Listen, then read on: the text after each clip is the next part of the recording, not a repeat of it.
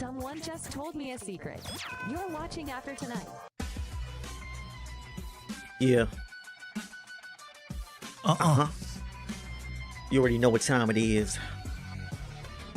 When you hear that phrase, a beat, blop, blop, time to take a seat. Real chit chat, man. This is what we do. Tommy, the whitewater moccasin, file a restraining order. There's still no stopping him. Then there's Mark, the whiter viper, a threat to others. He'll need to be taken out by a sniper. Whiter viper. Black python, ready to kill and maim. Luke Kincaid, convicted arsonist with flame. Ow! It's a talk show like a view, but slightly less lame. After the night, bombs away.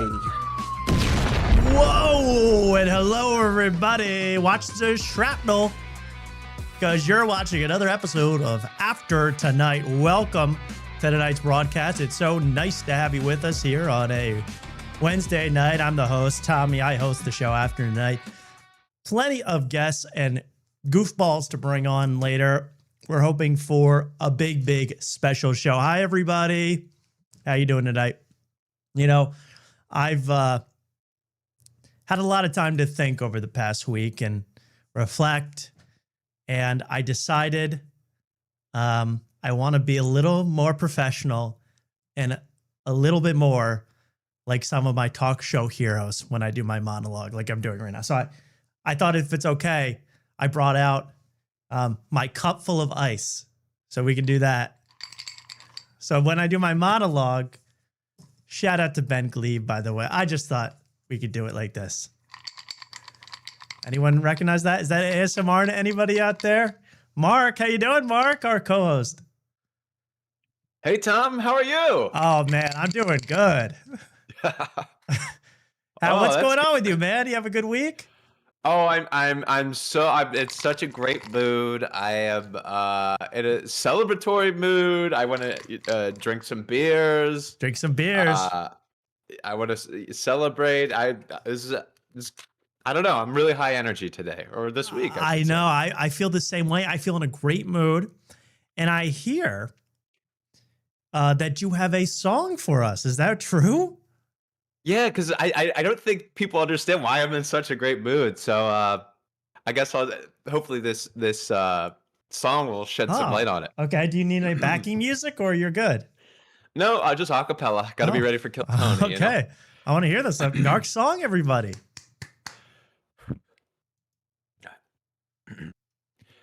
Peace on earth and mercy mild, God and sinners reconciled.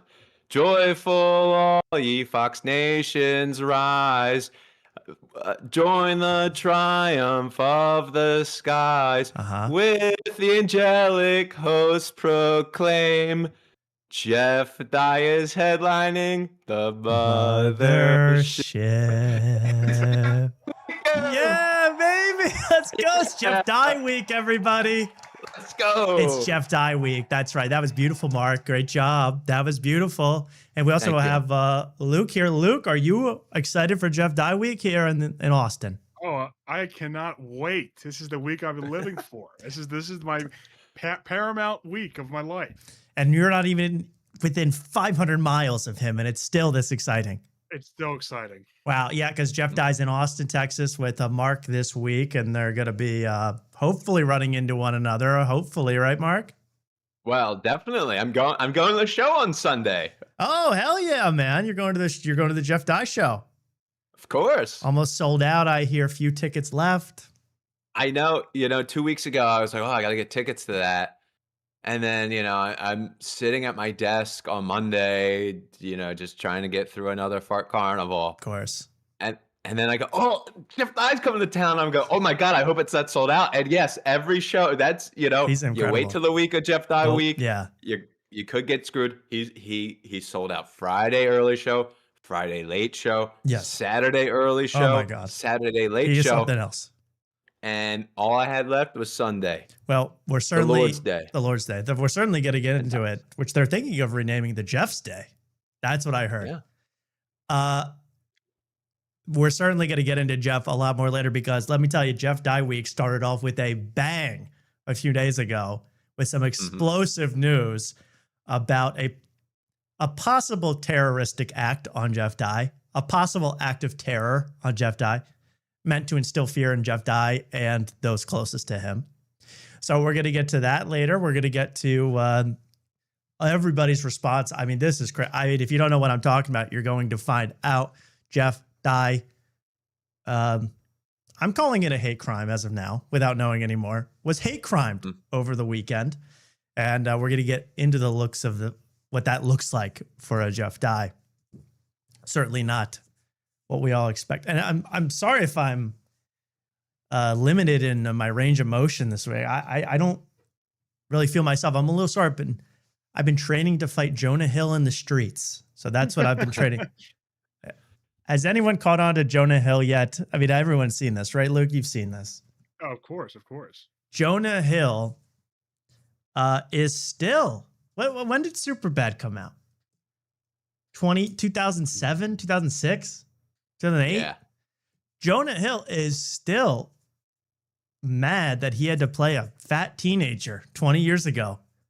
And he's ready to beat the hell out of you if you mention it to him. I mean, I've never seen anything like it. We'll get to that in a minute, too. Absolutely. Some people are saying lock her up in regards to the hate crime person. Yes, we'll get to that much later, yes. We are petitioning the president himself. But Jonah Hill, man, I'll get to all of that a little bit later. You know, Jeff Dye week, Jonah Hill threatening to beat everyone up. We almost lost the sight of the fact that coming next week is season 3 premiere of Tires, everybody. Season 3 premiere of Tires. Shane Gillis's Netflix show. Tires. You ever seen that? Or the prequel series, Transmissions. You seen that? Anyone? No.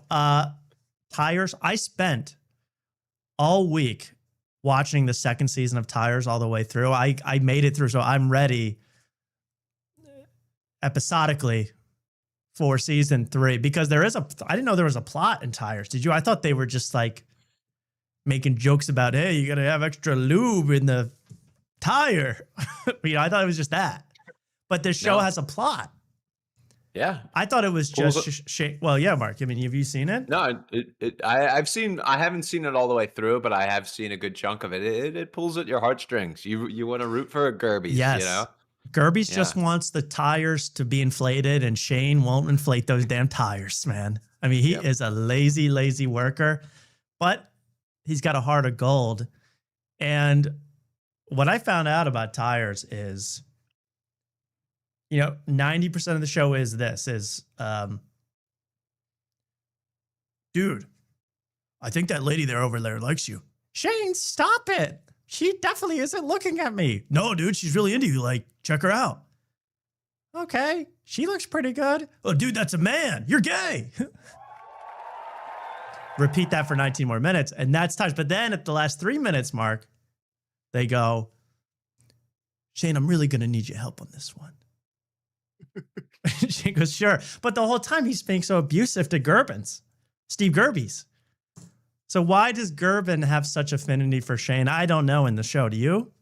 Why does he love him so much? He's constantly being belittled and berated and beaten with a stick by Shane. They have some backstory together, right? Aren't they like cousins or they went to high school together? There's got to be some type of connection. I think Steve Gerben's like a corrupted clone of Shane in the show or something. I don't know. I don't know the show well enough, but see, I didn't watch season 1, but season 2 was chock full of guest stars. I did laugh a few times. I mean, I'm making fun. I'm poking fun, but I'm excited for Tires 3. And of course, Tires 4, they'll finally complete the car. That's just one of the many jokes you'll see tonight on After Tonight. Okay, one of the many jokes that will be broadcast to you on After Tonight right now. So they'll make a whole car.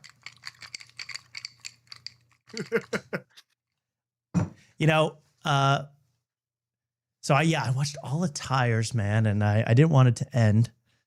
And I watched part of my other favorite film that's come out this year, my other favorite comedy movie, Bus Boys.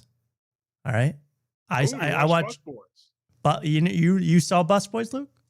I did not see Bus Boys, but Yeah, I mean, I talked about it when it came out. I watched an illegal Indian screener, what's that, cam rip of the movie. They did the very offensive thing. That was the movie with Theo Von and David Spade. But they did the very insulting thing of the first line of dialogue Cam Patterson has is subtitled. And that's the only line of dialogue that's subtitled. And they never, it wasn't even like a joke. It was just, they do. Anyway, I'm watching Bus Boys as I do a rewatch of Bus Boys. Must watch. Of Bus Boys. And I'm actually thinking of doing a show called Bussin' with the Bus Boys, where we interview the cast of Bus Boys. Oh, that's great. That's a great idea. In a bus. With other boys around. Tell me what you think. But I'm watching Bus Boys. And then I get a message about one of the cast members of Bus Boys getting in a little bit of potential hot water. Ooh. And it all has to do with the film itself. Let's check it out. This is from a random woman. She posted this online, allegedly exposing one of the cast members of Bust Boys. I call it Busty Boys because check her out. So I'm finally going to lay out the story that all of my friends have been following for a year and a half for everyone else of why Tim Dillon is a piece of shit. Uh-oh. There's the premise, right? A year and a half, I contacted him to come by my podcast and hook up. He messaged me on TikTok and said he's down and he wants to sext. He gave me his phone number. Okay, so is anyone seeing any plot holes in this story so far? There is no plot holes, but a woman opens her video expose smoking a blunt. I mean, there's no holes at all. No. So far, I can count a few problems with this story. I don't know what's true, if she's telling the truth, if she's not, but she says Tim Dillon messaged me on TikTok. That seems like an odd way for Tim Dillon to message someone through TikTok. And then even stranger, she says Tim Dillon and I started sexting. Now, last I thought about it, Tim Dillon was a famous member of the queer community. Am I right? Yeah, but you know how these Hollywood guys are. They're just sick perverts. They want to get the rocks off anyway. Any way they can, right? Of course. Okay. Well, then I could see that. All right, Mark. I mean, any other holes so far? You want to keep listening? No, I wouldn't consider it a hole, but oh well, let's listen. We then transferred to the phone number. We sexted immediately. He sent me his very small, uncut, slightly curved dick. Even a video of him. That I can neither confirm nor deny about that. I don't know anything about that. Jackie. I like this line she gives. She drops a banger of a line right here. Slightly curved dick. Smoke that Even blunt. a video of him jacking off in the trailer during Bus Boys. During Bus Boys. How rude. No one's impressed. But wanted to hang. You sure it wasn't William Montgomery? You sure it wasn't Trevor Wallace? In the trailer on Bus Boys. She should write for the Trump roast. This is like Trump. Nobody's impressed. No one's impressed by his penis. So he's in the Bus Boy trailer, turning straight, I guess, and messaging this woman for some illicit activity. She's not impressed. Hang out. He said, I want to do the podcast. Lied, was a no-show for the date that he scheduled. Okay. Then he said he wanted to meet up. Oh, Was nice. all stoked, cleared my schedule for a weekend. Good for you. Hit him up. Are you here in Sac? Nope, I'm in Manhattan. So did not hang out. Too bad. So this goes on for a while. He tells me he's facing charges for tax evasion, money laundering, whatever, something financially with the IRS, and he's very scared to go to prison because of what they do to gay guys. Tells me. Okay, so this is where it gets interesting. Despite never meeting this woman, Tim Dillon's telling her all about his legal troubles, his fear of going to prison, his money troubles. Did she look up his Patreon? What his Patreon's doing right now? $400K a month or whatever. He hates Tom Segura. He hates Tom Segura. Well, don't we all right now?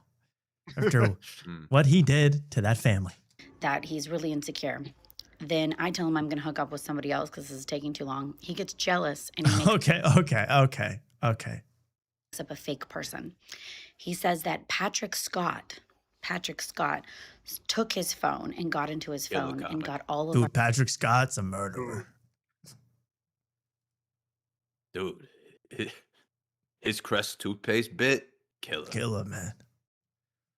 Oh, Patrick Star. our nudes. And then he then tries to blackmail me through Patrick Scott for money that he's going to leak my nudes. Okay, so you hear all this, right? I'll stop it there. But you heard all that, right? Tim Dillon now threatening her with blackmail to release her nudes. Tim Dillon, you know Tim Dillon, one of the biggest broadcasters on the planet, threatening to dox her. Well, she says, guys, that she has proof. Someone says, where's the proof? Where's the receipts? And she says, well, I don't worry. I recorded, I screen record. I have proof that Tim Dillon's been voice memoing me about his various troubles and fear of being gay. I mean, do we need proof? We should just believe all women. This lady's telling her shared experience. Like, we should believe her. You know what? I'm going one step further. I believe all potheads because they're all peaceful and loving. Nothing says trust like a woman holding a fat blunt, okay? With finger tattoos, man. Let's hear the proof. She says, I have proof, and this is posted on her account. I just want you guys to have this, put this in a book. All right? Let's hear it. What's up, baby girl? I am still not feeling like I normally would. How are you? What do you have going on today? What's up, baby? There we go. That Tim Dillon. We got him, fellas. I mean, if that's not Tim Dillon. I mean, you think you know a guy. He just does this. It's not baby girl. Hi, baby Hi. girl. I miss you. I'm being audited by the IRS. The Epstein class is after me, baby girl. Can you please send $10,000 in Ethereum to this token address? This is her. Guess who tries to blackmail me and owes me back?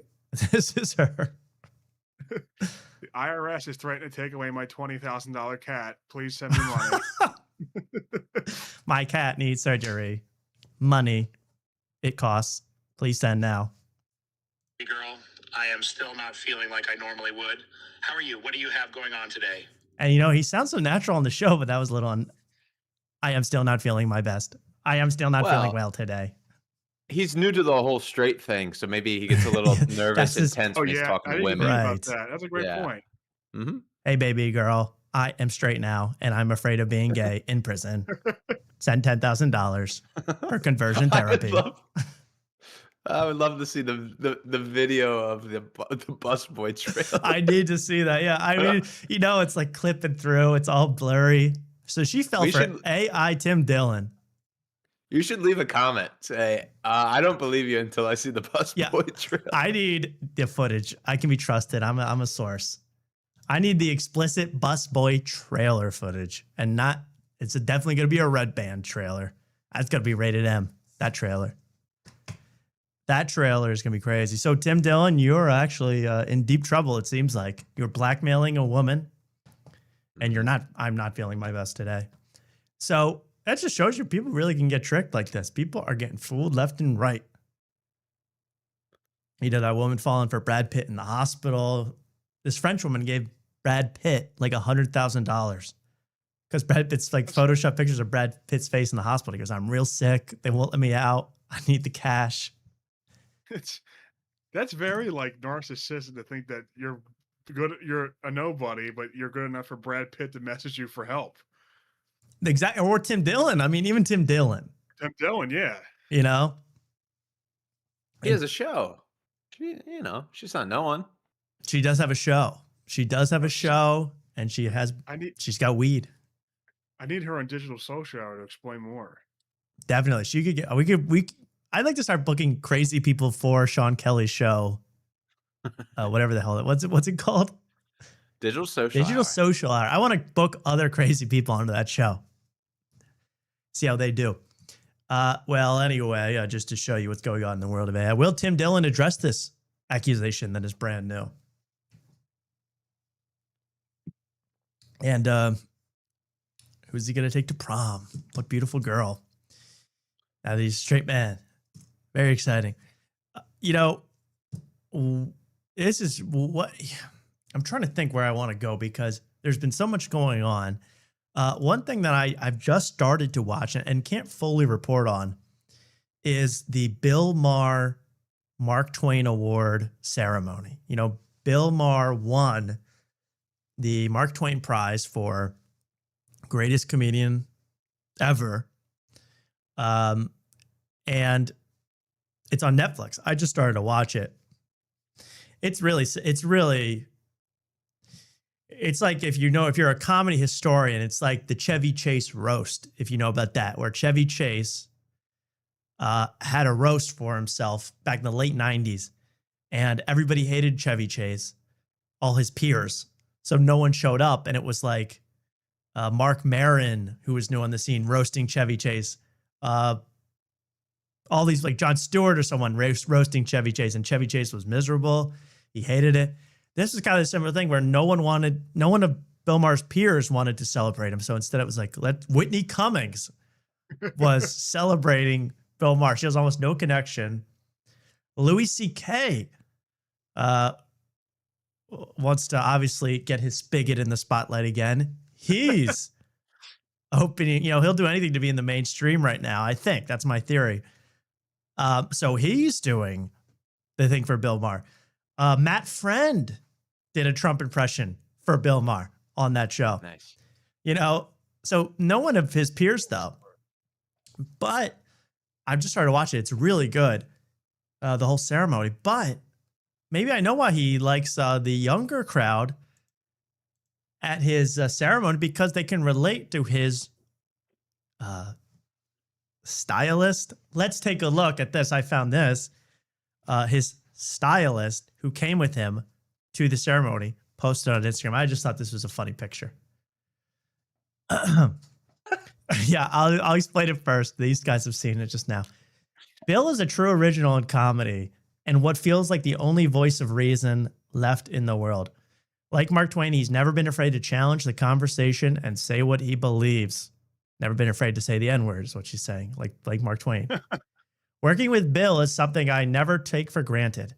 I'm grateful to have witnessed such a special night and honored to have styled him for the occasion. Let's see how he's posing with his stylist.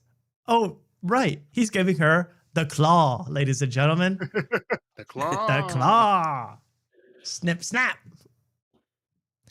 That's a claw, Mark. That's a classic claw. Have you ever given your barber that claw? Can't say I have. I mean, that's crazy, isn't it?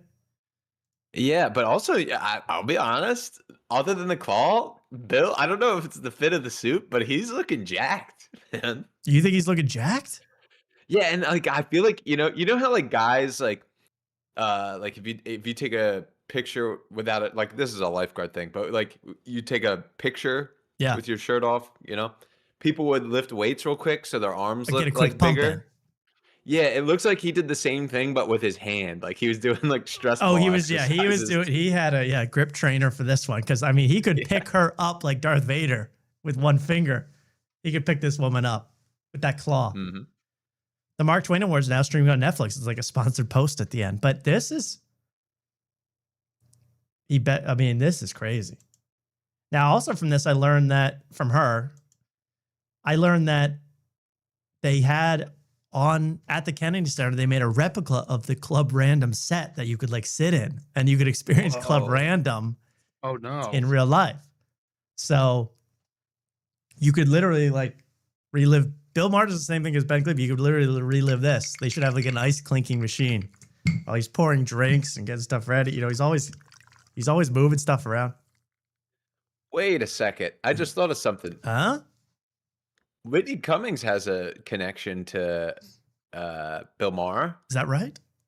Yeah, her mannequin's in his bathroom. Oh, that's basement. Right. He does have a naked mannequin of Whitney Cummings, naked sex doll in his basement. Yes. I was wondering if that was in the replica too. That should have been. Yeah, we should have that. We should have had ceiling stained with blunt smoke. Mm-hmm. Everything. Well, that's awesome. I just wanted to show Bill's claw because that's a deep claw. That is a claw. And yes, she is doing a lot with Bill. Social media management.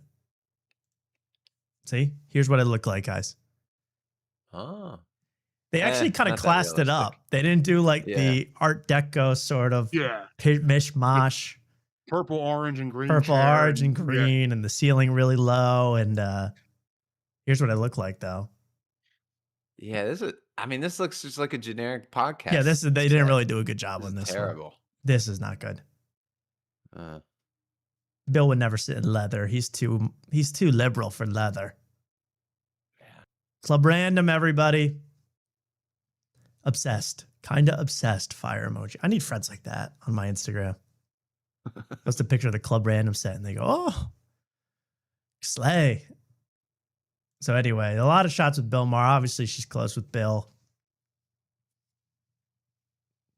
Interested, Tim Dillon? Want to message her? From a trailer, perhaps. Okay. Hey, baby girl, I saw you get clawed by Bill Maher. Hope you're feeling. Hope you're okay. I'm not feeling my best after getting clawed by Bill Maher. Send $5,000. Well, there we go. Bill Maher clawed to death. We have, we also have,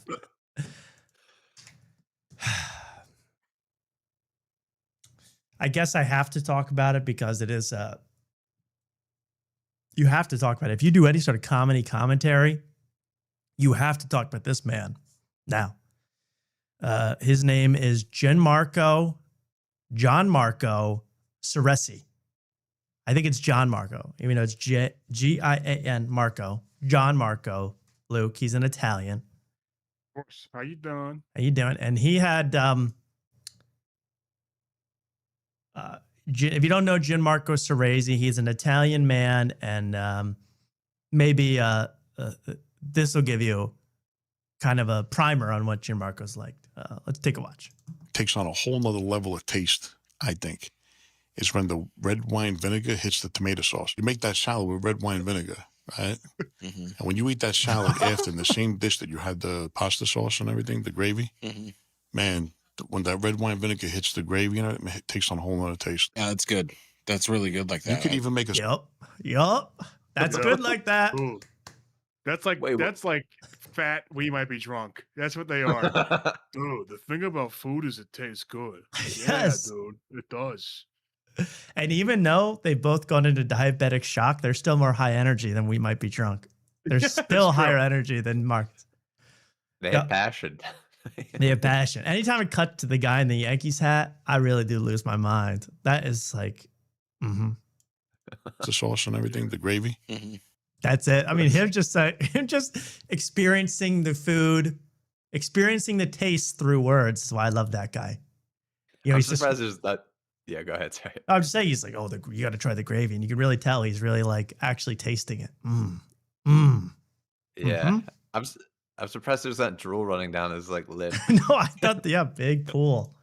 Man, when that red wine vinegar hits the gravy in it, it takes on a whole nother taste. Yeah, that's good.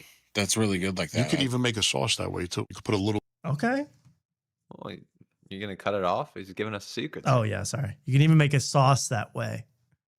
That's the name of their podcast too. Red wine vinegar in it. In the sauce itself. Yep. There you go. In the sauce itself. Red wine vinegar, Luke. And then my mother used to do that with the sauce. It's phenomenal. Mm-hmm. Yeah, tastes really good. Oh, all right, Vinny, clip that. Clip that. No, but this is very well on Instagram. Everyone loves this. We checked on these guys a couple weeks ago. Now let's show the real John Marco. I'm sorry. That was a joke about the Italian community. I'm sorry. They love gravy. John Marco Ceresi is, you know,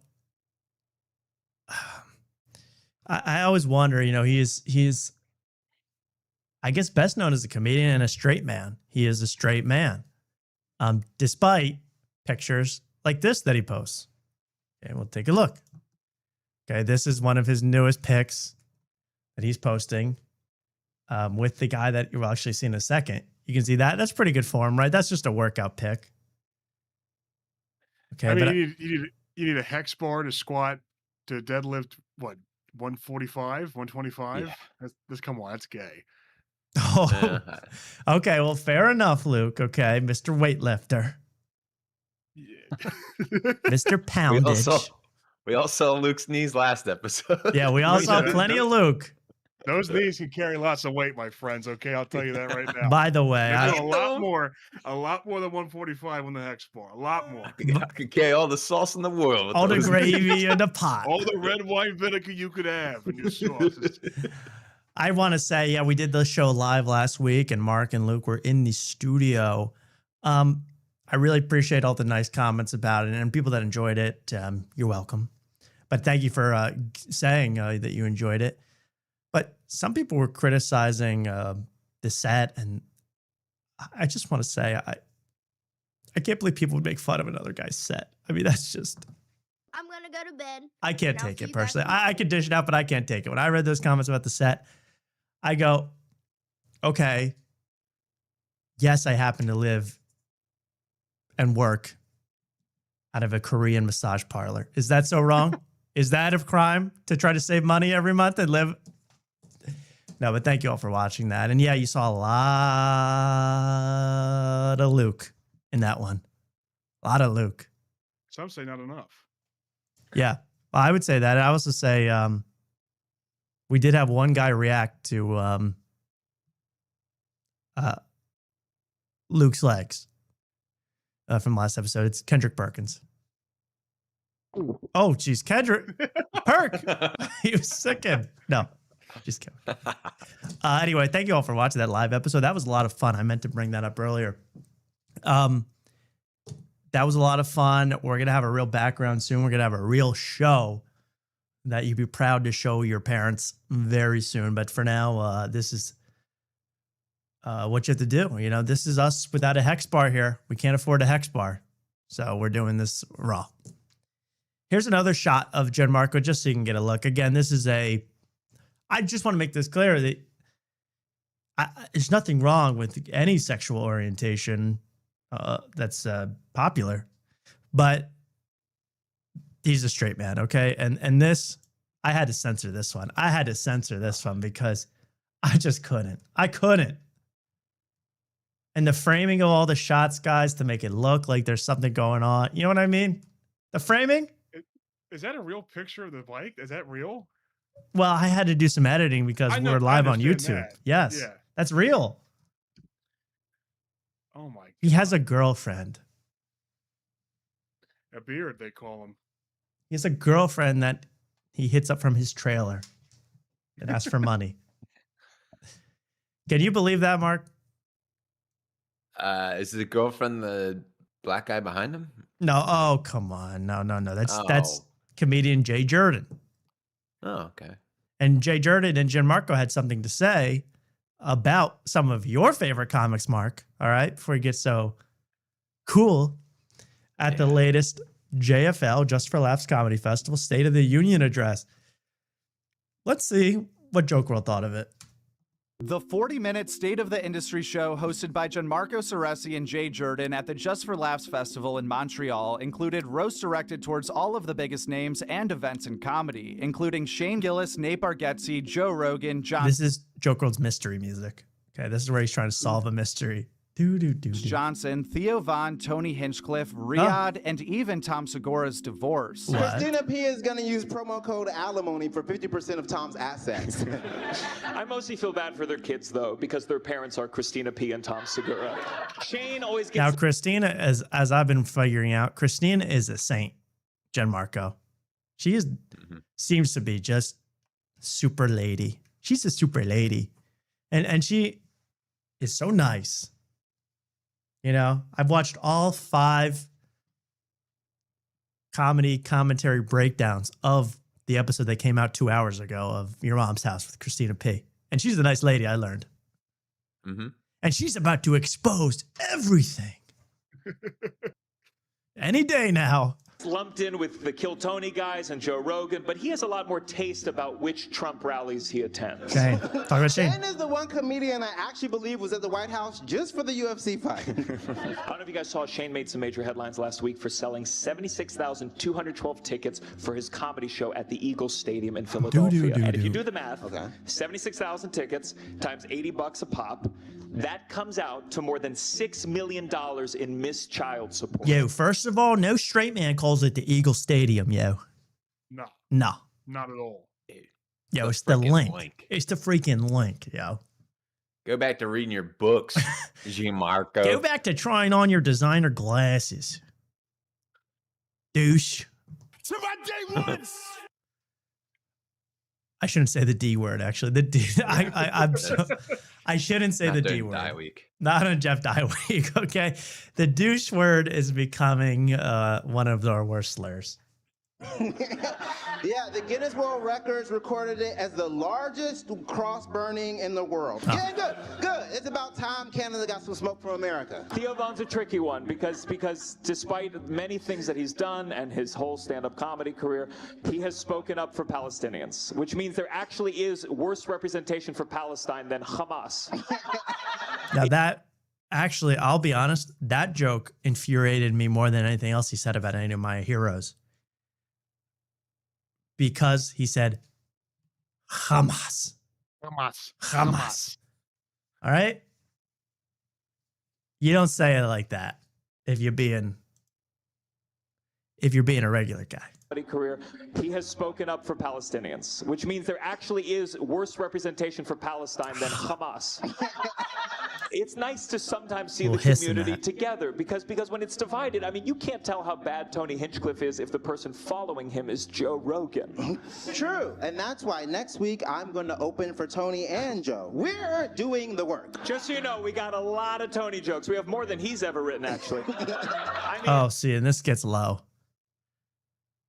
Now, what's their problem with Tony? He's supporting a fascist or something like that. He's propping up Brian Redban or something. What's their problem with Tony?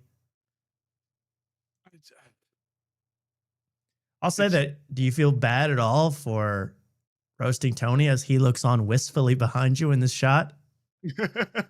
He looks like so nice and meek in this shot.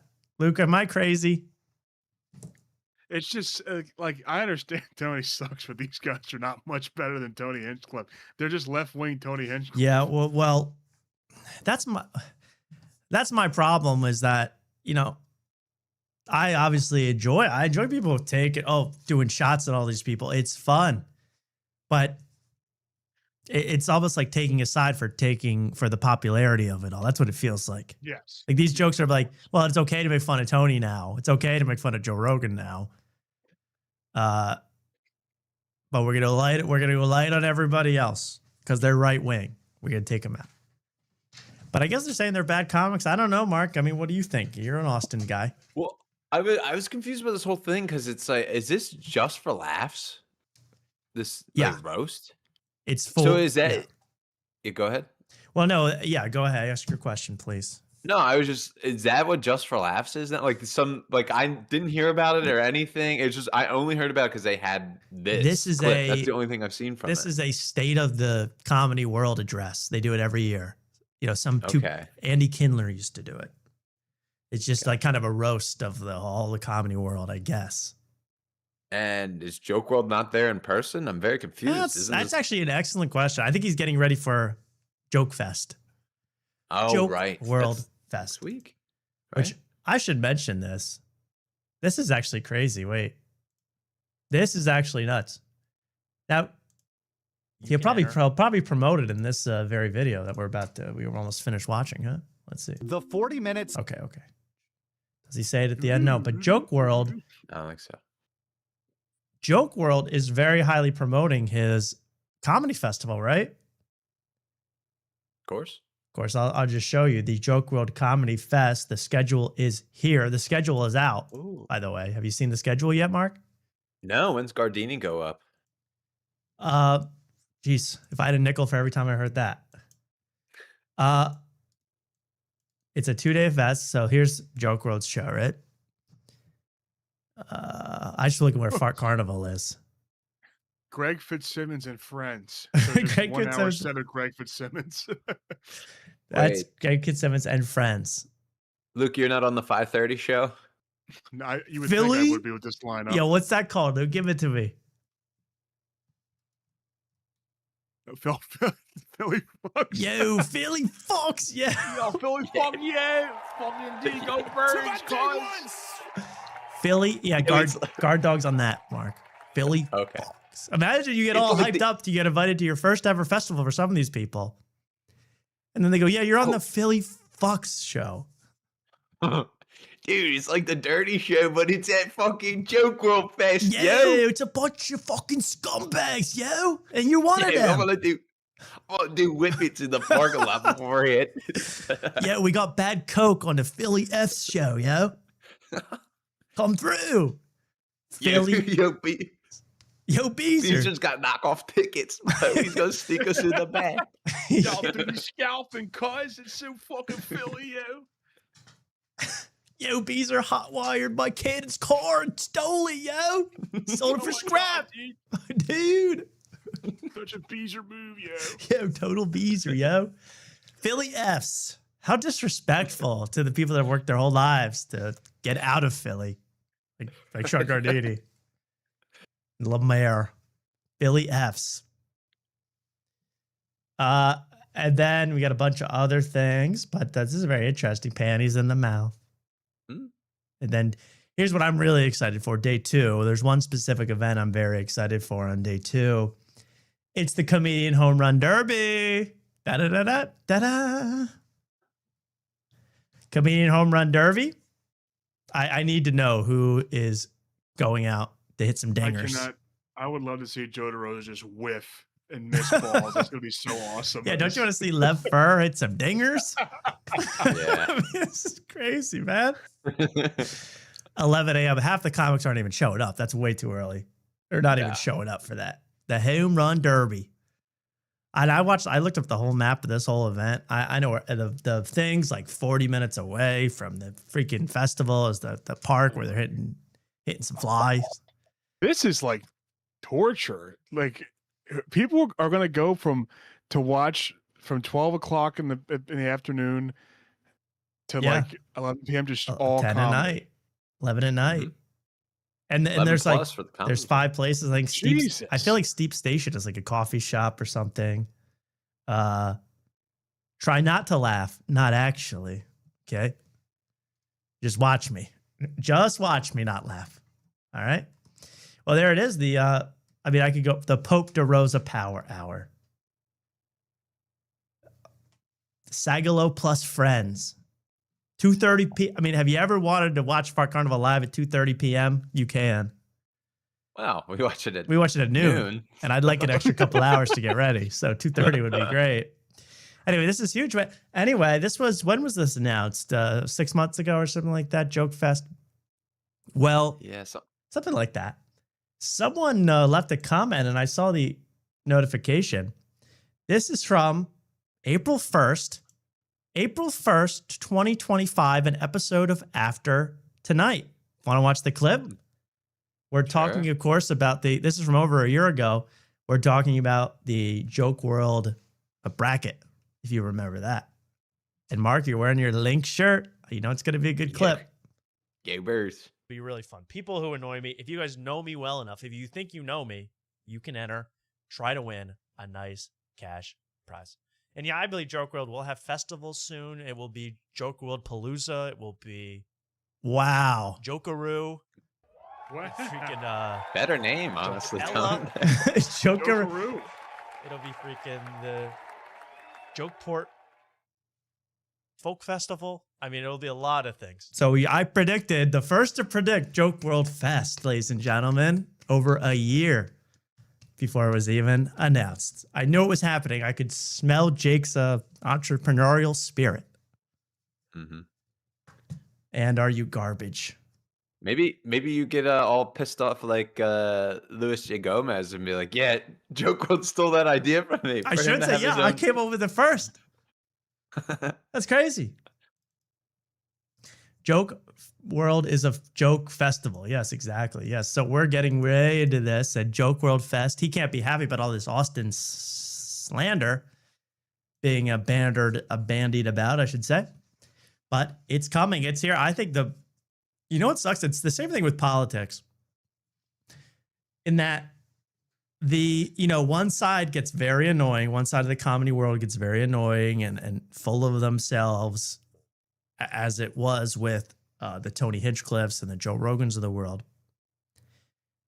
But then comes the backlash. And then the people that do the backlash turn out to be just as annoying and bad and for different reasons. But still, you know what I mean? As bad as the original perpetrators. And I'm afraid that's what we're about to see the next couple of years. It's very French Revolution. It's very like the people you think are saving you from the horrible stuff. It could be even worse. You're going to see alt comedy like you've never seen before. It's going to be PowerPoint comedy at your butt, man, with all these people, these crazy kooky leftists out here with the Photoshop pictures, slideshow comedy.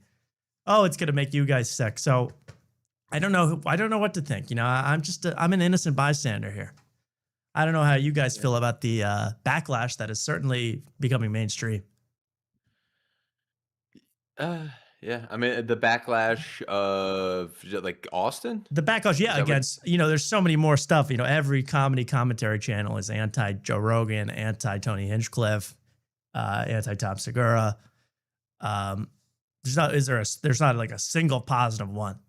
And that's creating more and more people, more and more clones of themselves. And it's just becoming so much. And then there's comedians, Gianmarco Ceresi, who now are getting more and more emboldened in making fun of those people. It's the Bankus effect. Bankus, explain. Bankus got popular because he hated all the liberal stuff that was popular. Exactly. And now that the conservative stuff is popular, it's like, okay, but that's his crutch to lean on. And right. He exposes him. That's a great point. I thought you meant the Bankus effect of doing that face in your Instagram pictures. No, John Marco isn't that gay. Let's show Ben Bankus. I said I had to send this to you guys. I go, what is happening? He posted this. Was it this? I go, the hell's going on with this guy? What is this? What is this pose? In the Delta Lounge in the sky. What the hell? I take back. And it's always that face. I take back what I said about Tom Segura. Ben Bankus is probably the happiest man on the planet because no one loves himself more. That looks like AI. Someone should just spit right in his face. Oh, he's got a Jack Harlow kind of look. This is very Jack Harlow. This is very. What is he? What is that? That stupid hoodie. Is he in Dune? This is very like sad boy Timothy Chalamet. What is that? Like he posts a picture like this, and he goes, "Freaking R-word Democrats," and then he's got this sad boy look. What is going on? Liked by Joke World. Nice job, Joke World. How old is he? He's in his 40s, right? I don't know. What was that one comment he did about like Lefty or something like that? What was that one comment? Oh yeah. Oh, that was the best clip ever, where he has a clip of him playing golf. And he's swinging left-handed, and someone goes, "Guess Ben Bank," or no, they're like, "Guess Ben's going lefty."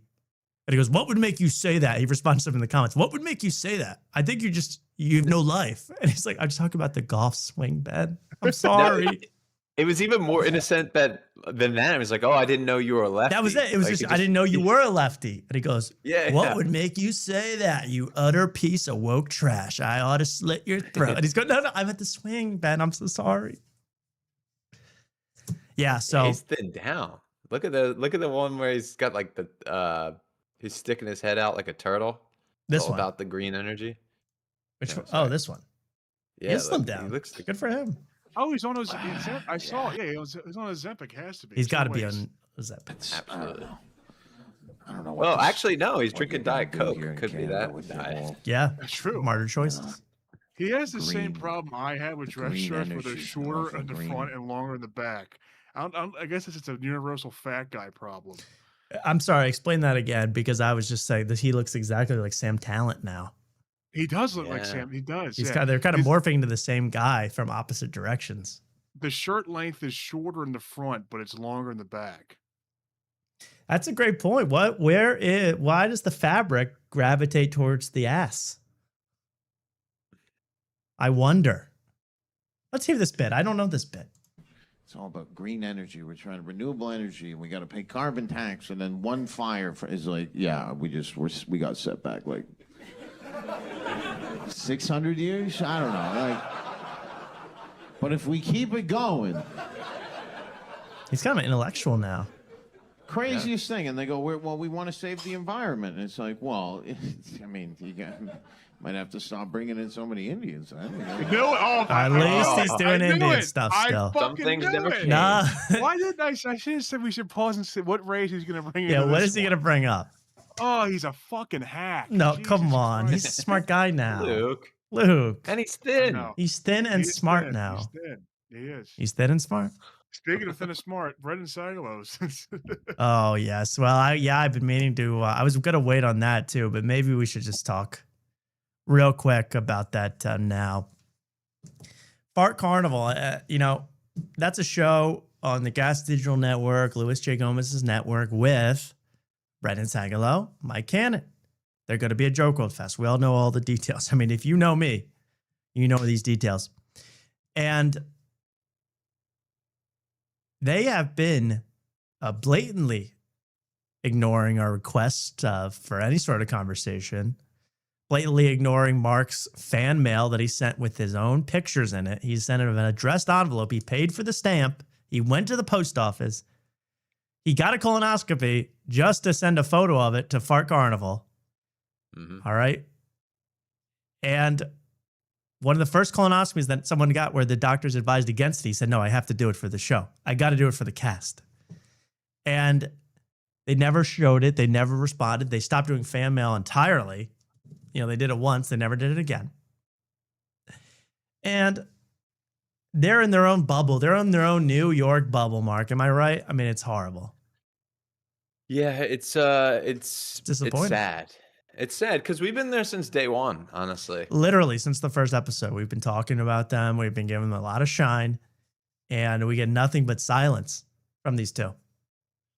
Yeah, and silence is violence. I hate to rub it in, but it looks like my bet is going to come true. Yeah, I mean, you said what, 40-something episodes? 45. 45. Yeah, I right said there. 31. Well, they're going to hit it.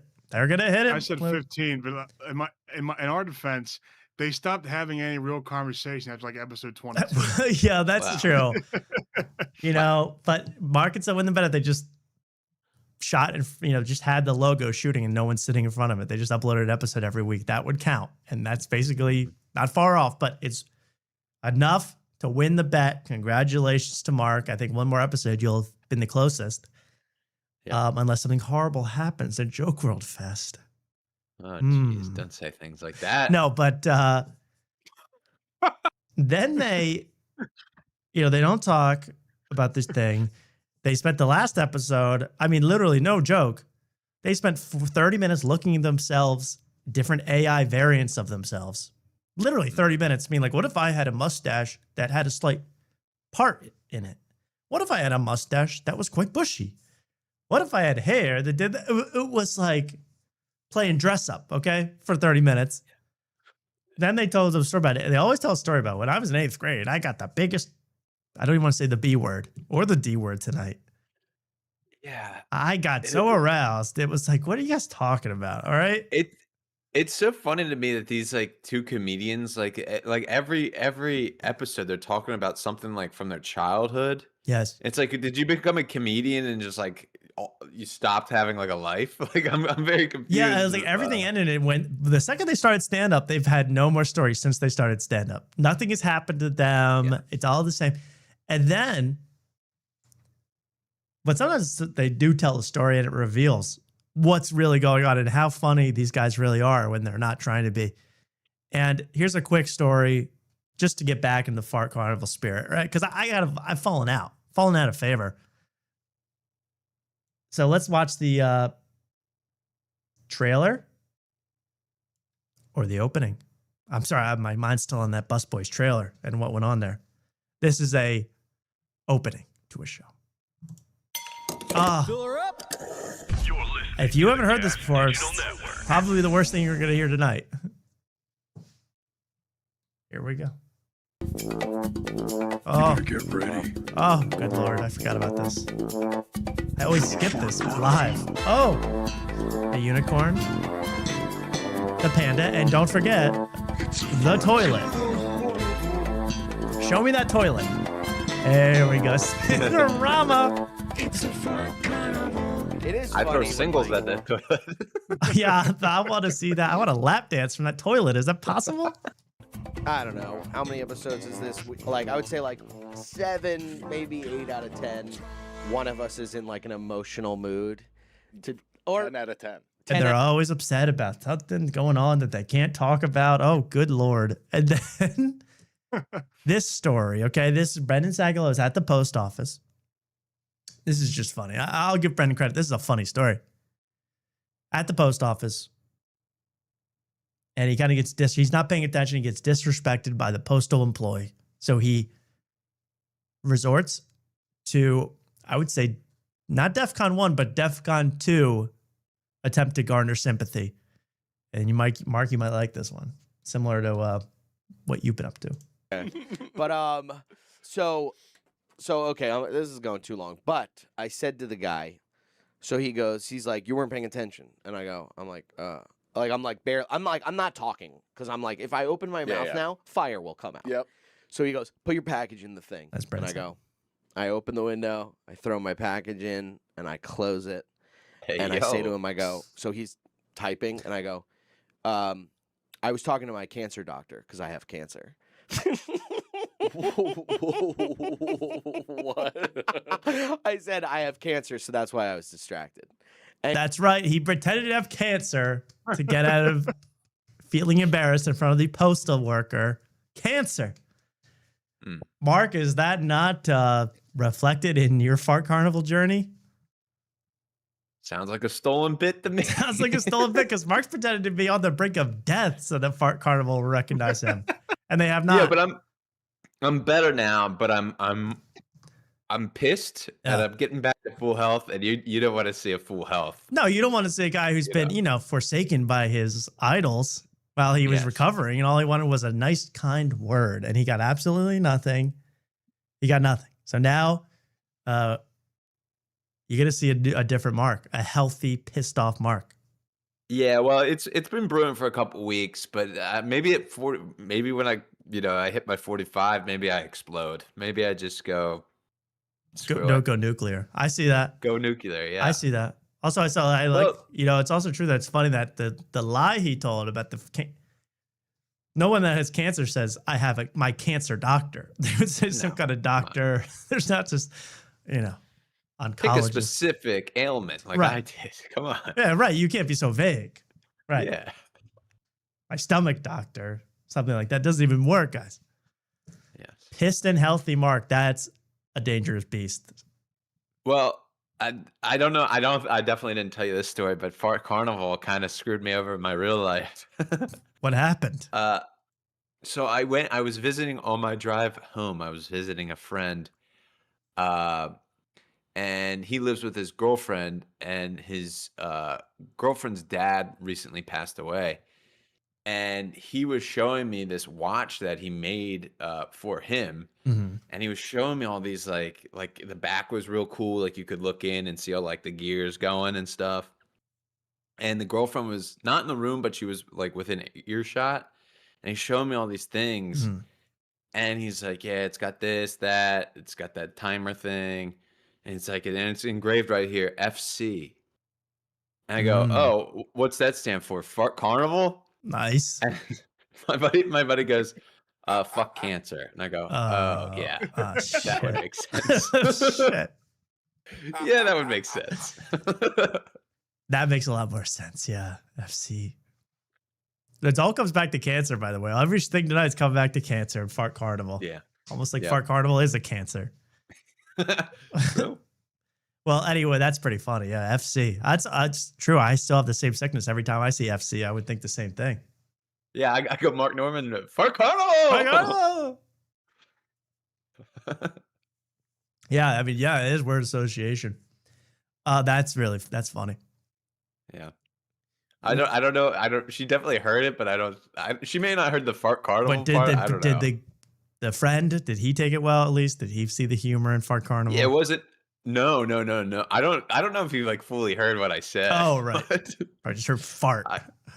He heard me trying to make a joke over. Yeah, I think. Like, no, yeah, not a laughing matter. Sorry. Yeah, but it was a tough room.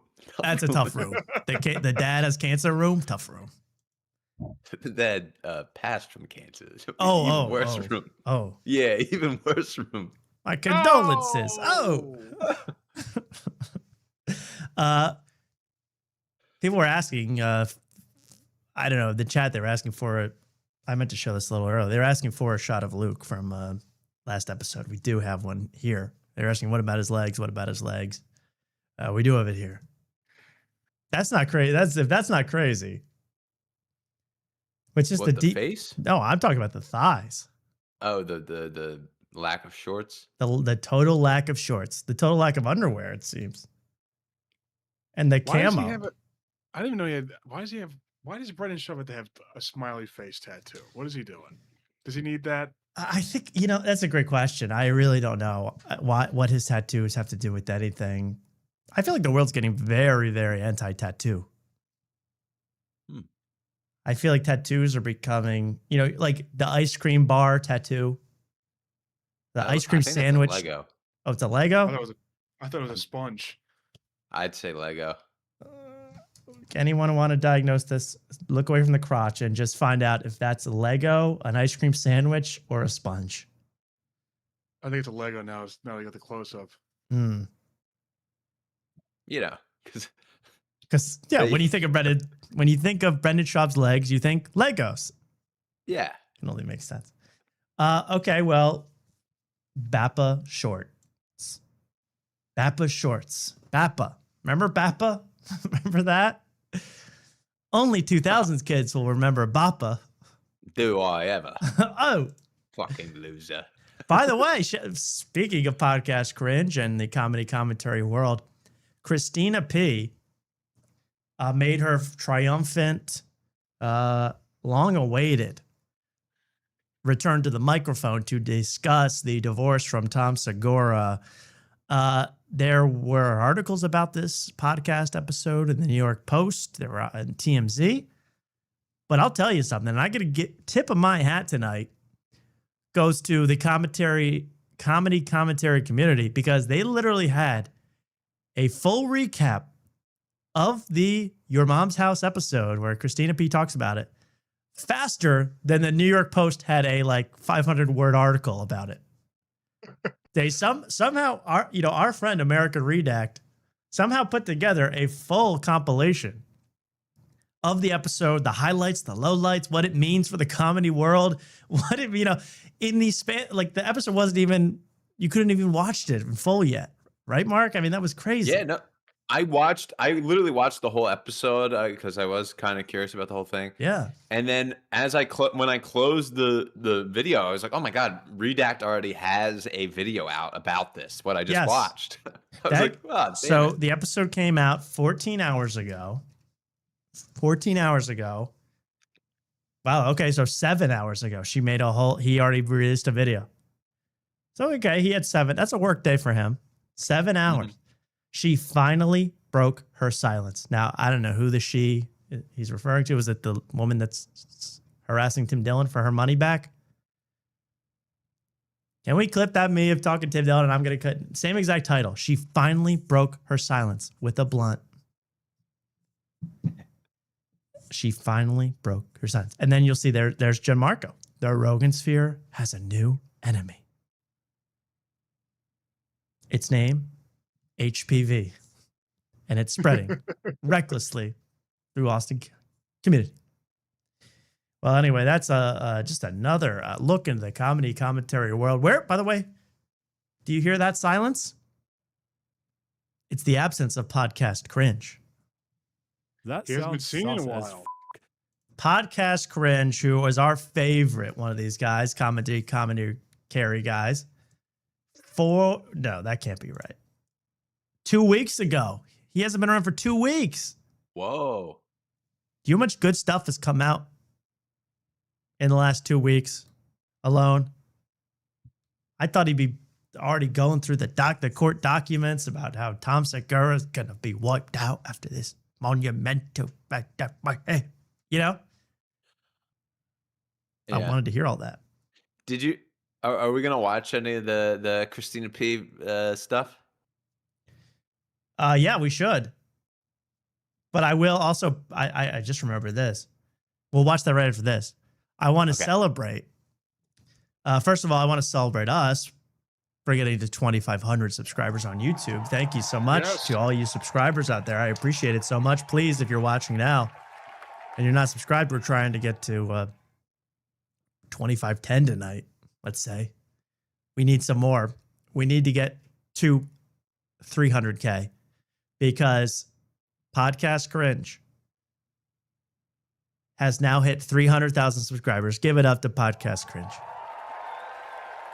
And it seems as if, unless this is AI,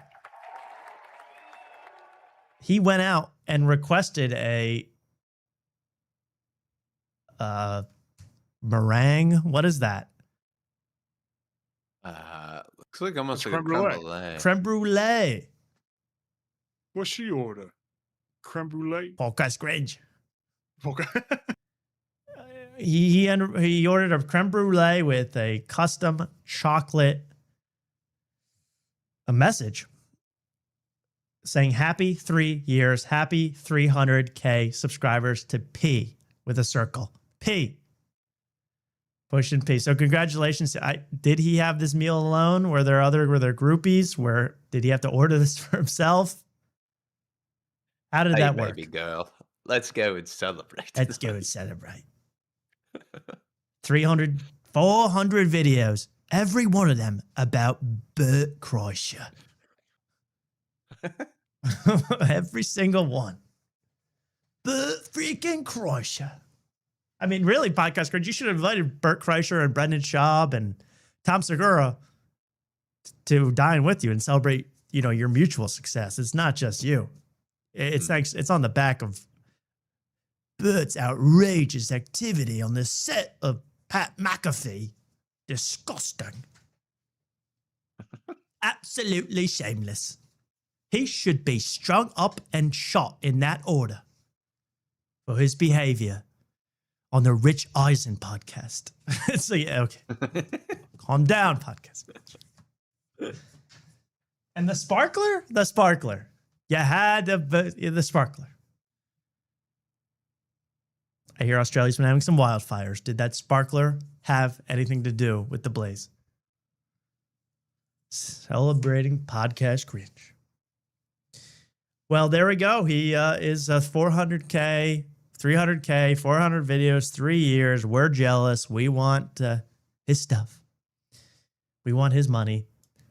And we might dive into some top Segura news because Your Mom's House Mark had Christina P. and Duncan Trussell breaking down the divorce. And I even saw someone in the chat say, oh, she cheated on Tom. I don't know. She seemed like a sweet lady. So she'd have to be being devilish to have cheated and to act like this. I mean, I never had an opinion on Steph. I'm sitting looking at a picture of Steph Tolev, who I love from Old Dads with Bill Burr. But I never really had much of an opinion about Christina P. I've seen very little of Christina P. Mark, you watched this. What did you think? Well, I watched it and I realized that I've never watched this show at all without Podcast Cringe. Go to a convenience store. Yeah. So when she obviously she starts to cry in the beginning, whatever. Yeah. And then she starts crying again. I was waiting for it to pause and zoom in and go and just hear right. What a blubbering idiot. She's acting like someone died. Newsflash, Christina P. Tom died years ago. Tom died on the inside long time ago. When he slipped on the b-ball court, it was over. That's actually, that was a perfect impression of Podcast Cringe. You did it. I mean, that was exactly his wording. He died long ago. In the arm was the break in a relationship. And every fracture has been one more argument for the two. He's very poetic sometimes. I agree. I always, you're right. 10 minutes into this, I was waiting for the fade to black and white and for Podcast Cringe to start narrating over this. Yeah, it was like when you're a kid and you ride your bike and your dad's holding holding the seat under Yeah. you. Yeah, exactly. And then it's that moment where it's like, oh my God, he's not holding my seat. I'm doing it on my own. It's true. Who's that? It's true. And you look back and your dad's enjoying some creme brulee with a sparkler because he's celebrating his YouTube subscribers. Yeah. We've all been there. That's a great point. It was like, riding without training wheels for the first time, watching your mom's house without podcast cringe. That's a perfect analogy. But let's see if we can stay upright and make dad proud today on podcast cringe. This is podcast cringe light, by the way. We're rebranding podcast cringe light, the lighter side of comedy. Never seen the show. I've never seen this intro in my life. No. I had no idea what this was. Well, they like have a snippet at the end of their clips. I have seen their clips before. Yeah. And then like this is the whole time hearing it. I'm like, oh my God, it's so much stuff. There's so much going on and there's cuts all the time. And it's a high budget affair. Also, the funniest that I know this is a little bit off topic, but like the funniest thing from all these videos about the divorce, like all the commentary videos, is that any clip they showed, there's always Nadav in the background, like laughing. Yeah, Like, ah! that hacking cough smoker laugh. Yeah. Yeah. But now Nadav's gone, unfortunately. So it's another dad. Blame the divorce on him. Well, welcome to your mom's house. I'm Christina P. And with me is Duncan Trussell today. Hi. Thank you. Anything new? What's going on? Just anything at all? You know, usual stuff. What about you? Anything going on? So they're going to break. I don't need to watch this, honestly. not- But, obviously, she breaks down. She gets upset. It's an emotional moment for her. Yeah. If you want to watch this stuff, you got to go to the videos. But I do have a couple things. Yeah, from please. it. I know there was some good stuff, Mark. Where should we go? So at 19 minutes on the dot, she starts talking about who she was with when the TMZ article broke. Ooh. And I like that. she's talking about Ari Shafir, but there's another character in there that I found very, very funny that he was there. Interesting. Okay, let's hear who she was with when she saw the TMZ divorce article drop. And there's Nadav on the far right. Painting of Nadav. Yeah. R.I.P. Well, also shout out to Ari, because when I was in England and Francis Foster, I was in a pub in London when that TMZ article. You were in a pub with trigonometry zone Francis Foster. Francis freaking Foster. Talking about the decline of the Western civilization. Freaking libs, man. Francis Foster trying to get a rebound, man. Here, you know, he was in the loo, slicking his hair back, going, yeah. Oh, got a single lady at my table now. I'm no nerd. I'm no nerd no more. I'm going to hit on Christina P. Oh, I think me Willie's getting wet tonight. If I do say so myself. I say. Here he is, Francis Foster of Trigonometry Radio. I can't think of a worse person to be around when you get divorced. Oh my God, are you kidding me? I'm like, these are the single men I have to look forward to. I'll go for it. Francis Foster. Francis Foster. You know, divorce is the worst thing to happen to a child. I'm Francis Foster. Would you like to do one of me jokes, Christina? He's a stand-up comic. He can take it. He can take it. Yeah, I bet he was trying to get his, as you so well put it, Mark, Willie wet that night. Yeah. Did he succeed? We'll have to wait for Podcast Cringe UK version.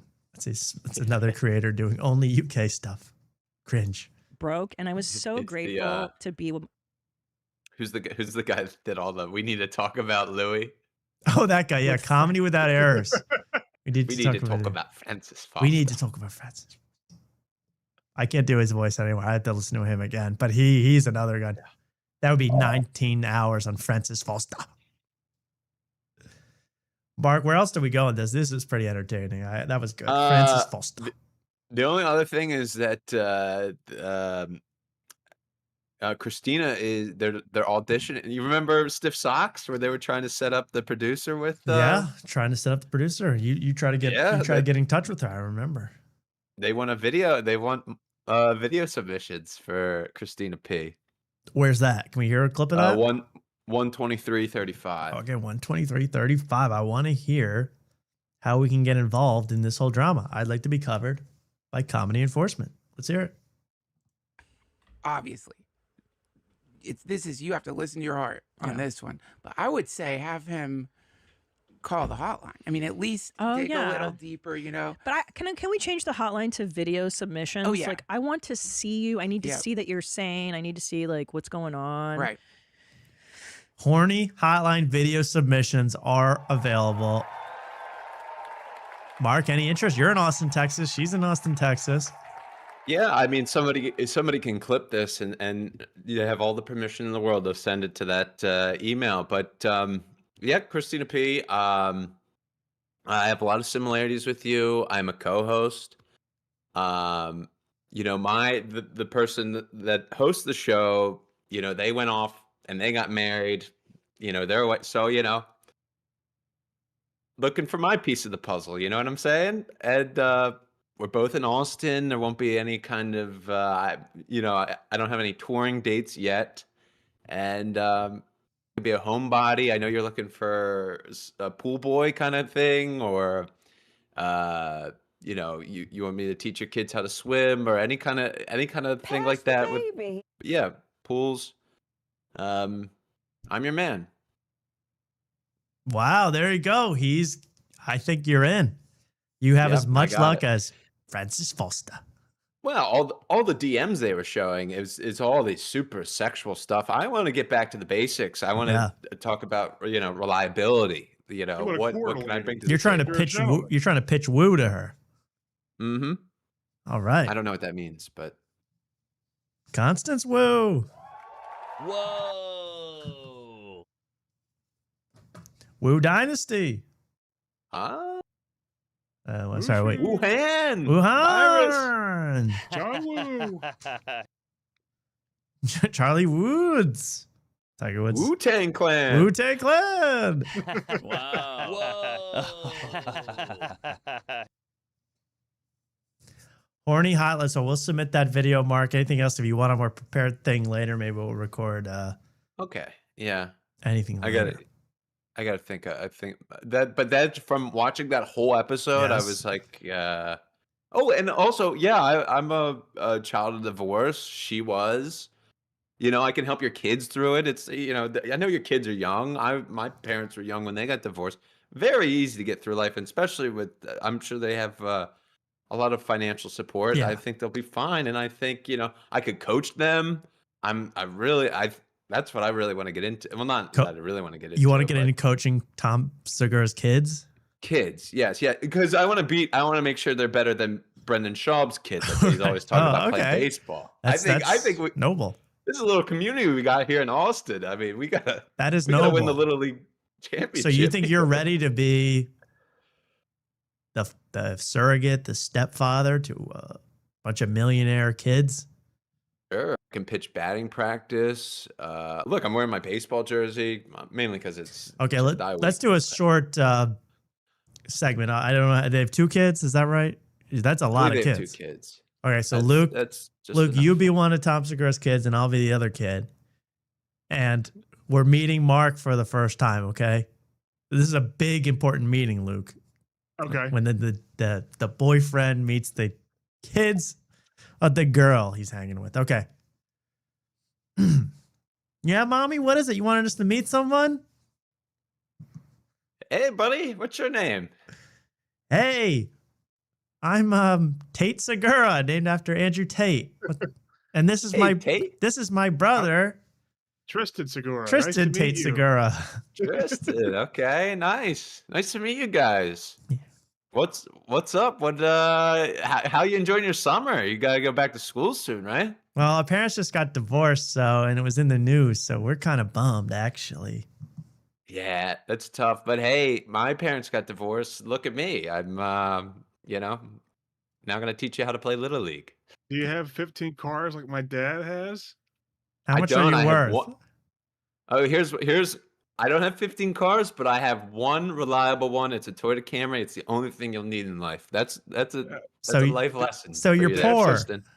Dad says Camrys are for pussies. Are Yeah. you a pussy? They say you're a broke bitch. Well, look, money doesn't define you. Okay, it's all about character. It's all about spirit. It's what kind of person you are. You know. Do you have a You'd sitcom probably on be- Netflix like my dad does? Yeah. Do you know that? Do you have any what are no, your but- credits?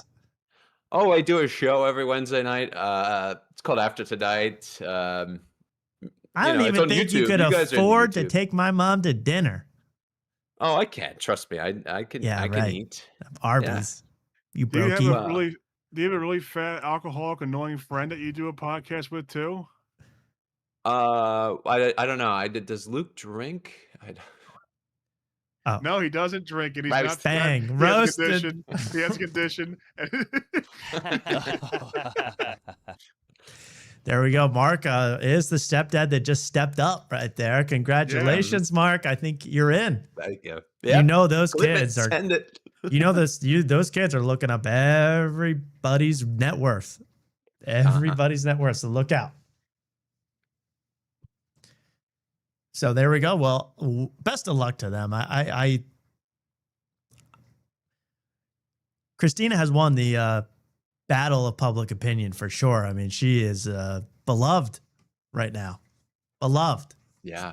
The comments loved her. So is that, to me, one of two things could happen. That could continue. And I think Tom Segura, my personal prediction is that Tom Segura fades from the public eye and just focuses on his work, his acting, his directing, his producing, his restaurant ownership, his pastry business, his cars, buffing his middle-aged body, and stops going on podcasts so much. Is that a picture of Tom behind Christina? I don't think that's Tom Segura. I mean, unless it's a joke. Okay. I don't know who that is. We should really make a bet on like how long it'll take them to get rid of all the Tom stuff in the studio. Yeah, yeah. But are they going to share it? I think they said it's amicable. They'll share the space. I have a feeling that he'll show up like once every 2 months to do a podcast or something, and then he'll fade from doing that, like Bill Burr or something. And because he doesn't need it anymore, he doesn't. I watched, I said this when we were watching him do something else. When they had that on the Two Bears podcast with Tom Segura and Bert Kreischer, they were doing that thing where they were looking up submissions for OnlyFans models to sponsor. And that was like the first episode of that show I'd watched in years or ever. And I'm like, Tom Segura now doesn't even try to be funny. Like, he doesn't even try. No. It's not that I'm not saying that he's not funny. He doesn't try to be funny. So he doesn't need it anymore. He doesn't have that itch. He's a businessman. He's not a businessman. He's a businessman. Just man. And he's definitely not a podcaster, man, anymore. He finds that low rent. He finds that crappy. You don't get the supermodels doing a podcast unless you're Deaf Die. So yeah, I think he's done. I think either that, that's probably his smartest move. Remove yourself, and everyone's just gonna be like, "Isn't that the guy that he's divorced, right?" Kind of forget. That's probably his move, I think, Luke. Oh, 100%.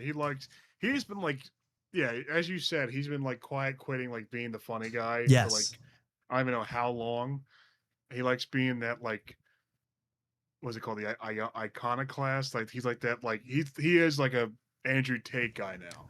Yeah, he is. He would like to. If he could start over, he would do like motivational stuff. Oh yeah. If he was allowed to. People would make fun of him too much right now, so he can't do it. But he would like to do like Tony Robbins type inspirational. Yeah. Here's how you get your life together and start a business. All that other crappy side of podcasting that you're lucky we don't talk about here. Half the other podcasts in the world that aren't comedy podcasts are the brain of a CEO. What's that? Like the number 2 podcast in the world is one of that horrible, horrible show. The worst that America has to offer. How to be a CEO in 10 days or less. Like he wants to be one of those guys. And yeah, I just have rarely seen, I'm trying to think of another example, a guy who Not quite Eddie Murphy. He didn't even do that. He just kind of faded away. A guy that just on purpose ceased to try to be funny, who was known for being funny and just totally ceased being funny. Like, would you say Al Franken? I don't know. Sort of, yeah. That's not a bad one. I knew him more from politics, and I was like, oh, he was a comedian at one point. He was on SNL. Yeah, he was. Yeah. That's not a bad one, yeah. But even he's a different lane. Different lane. But yeah, I don't know. I can't think of a great example, but there are guys before. But Tom Segura is really an extreme one where it's not to become a statesman or an intellectual. It's to become a business mogul manager. Was Pat Sajak a comedian? Yeah, but I don't count that the same because he just became a game show host. He's in entertainment. Yeah. And he kind of would say one, he'd be like, that he's going to cost you. Then you laugh. So in a way like that, Pat Cooper, really, I didn't know that. Dax Shepard, that's a good one. Dax Shepard used to be kind of in comedies and stuff, and now he's very therapy oriented. He's very worried about guilt, shame, and trauma. It's not a bad one. So OJ was funny. Yeah, OJ was funny back in the day. And he became a defendant. Michael Richards is on that path for sure. Richard Belzer, but Belzer always was intellectual, sort of. Yeah. And then he became an actor. I don't know. There's plenty of people probably, but Tom Segura is one of the more famous versions. This is turning into We Might Be Drunk. These are not lists. These are conversations, Mark. It's okay to name a few things. Okay. We can name a few things. I'm hyper aware, Mark, of when we're listing things because now I just think how the tables have turned and we're going to be called list people. Yeah. Joe List. Joe List. Okay. Anyway, speaking of Joe List, geez, I don't know. You know that show, The Regs, they do? The Regs with Joe List and Louis J. Gomez and Dan Soder and Bobby Kelly. I don't know if it's going to be the same after what I saw in the latest episode. I guess Joe List, I don't know if it's it's kind of a bit, but it's kind of not. He's addicted to cookies, right? Yeah. He's got a super addiction to cookies. He asks for cookies on every single episode. And if it's such a bit, why does he do it on other podcasts that he's on? Why does he get in a grumpy mood when he can't get his cookie? Why does he then devour the cookie, at least one or two of them, immediately upon getting it? Is that really a bit anymore when you're doing all that about the cookie? But after what I saw in the latest one, I don't even know if the set's going to be the same anymore. Let's take a look at the Regs, Joe List. Oh, you know what? Meant to do that. I could use another latte. I could use my fucking cookies. Oh my God! Fucking the cookie fuck not open. Yes, it is. Oh, okay, the Regs, everybody. I could use my effing cookie. Screamed into the mic for a producer. I added those Dragon Ball Z effects in post. He went Super Saiyan 9. It's not even open. Yes, it is. Yes, it is. It's funny. So defensive and angry about the cookies. I mean, that's not a bit anymore to me. If you think that's a bit, you got another thing coming. It's an annoying bit if it is a bit. If It's it's a bit. It's horrible. Did the comments always pick on it, or is it just us that's picking? Some people mention it, but then they're like, "Oh, he's doing his thing. He's doing his cookie gag."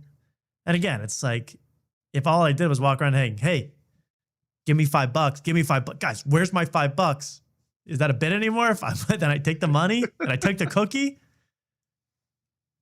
Someone says cookies suck. I mean, ban that guy. I love cookies. This is not we're not trying to disparage cookies here.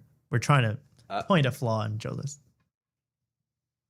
Did we ever get a picture of Joe List's face to give a mouse a cookie? Because I think that to give a mouse a cookie, the mouse doesn't have a chin either. It's a very Well, I love that book growing up. I lived to if you give a mouse a cookie, if you give a moose a muffin. Oh yeah. But you're saying that the mouse. Oh wow! Wait a second. Yeah, it's kind of. Has someone done that? Like, has someone, the Regs fan, done that, or can we capitalize on that and do it first? Because this mouse has no chin. This mouse is chinless. This could be Joe List. He's better dressed than Joe List. This mouse. You know, Joe List in some tasteful overalls would go hard. Joe List could dress like that and start doing Theo's act. I mean, he'd He crush. would crush, man. If he went, yeah. Man, I just want some cookies. Man, you ever get a chocolate chip and it's not a chip, it's a bomb from Israel? Blows up in your face like a cartoon? Man, I hate that, man. We just wanted cookies, bruh, and Israel blew us up, man. Man, it's not right, man. Shout out to Theo. Shout out to Theo. He's just trying to learn. Well, there you go. If you give a list a cookie, I didn't know he looked so much like the mouse. So I feel like someone had. If you can't find proof of that, please make it or tell me, and I'll help make it. But I feel like that might be well trod territory. But the mouse is him. I mean, that's funny. That's funny. Yeah. I'd like to go to before we get to Jeff Dye week and the mystery of the douche on the car. We're going to have to first show you our Ayo pause moment of the week. Would you like to take a watch? This one comes courtesy of RFK Jr. Let's hear it. The most exotic. I will literally eat anything because I don't have. But even I don't have a gag reflex. Let me put it like that. Put it like that. That sounds sus as That sounds sus as F.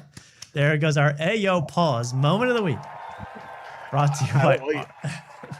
I will eat anything. My mom used to put red wine vinegar in tomato sauce and made a great gravy. It was actually phenomenal. It was really good. Mm-hmm. I see that.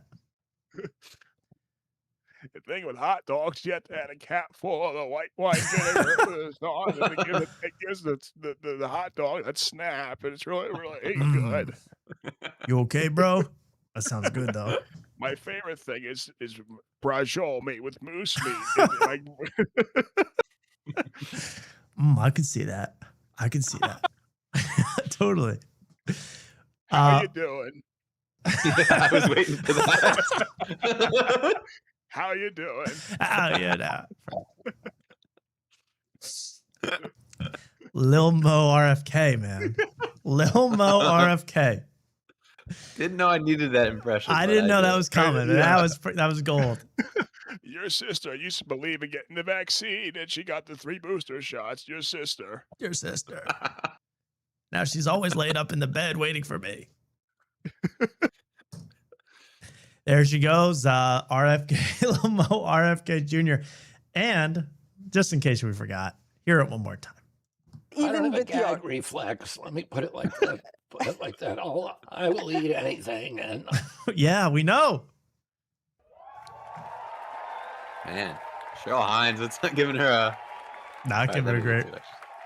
Gabagool. Well, Luke, absolutely brilliant. Thank you for saving that whole thing. Oh, you're welcome. You're welcome. This is what I'm here for. Thank you so much. Anytime I could do an RFK, we might Mix with Lil Mo. Italian bullshit. Yeah. Where else in the world can you hear that but on After Tonight? I don't think anywhere in the world. You should try that on stage. That's good. That's good. If it's a crowd of only people in the chat right now, you could do that. People would love it. I'm telling you, Washington, D.C., underrated food. Underrated bears. The best pangolin you ever had was in Washington, D.C. It's really good. The best diseased pigeon you can eat on the streets of Washington. What's your favorite movie, RFK? Anything noir. I really enjoy noir. It's so good. It's underrated noir. Hell yeah. He's got to go and We Might Be Drunk. That's the thing about bananas is that the ceilings are too high, and it's not that the crowd's not that good, but the ceilings are too high. You're saying it's a bad room? Bad room, but Buffalo, New York has the most underrated bat you've ever had. It's really good. Put a little buffalo sauce on that. A little buffalo sauce is good. Made from real buffalo. Made from real buffalo.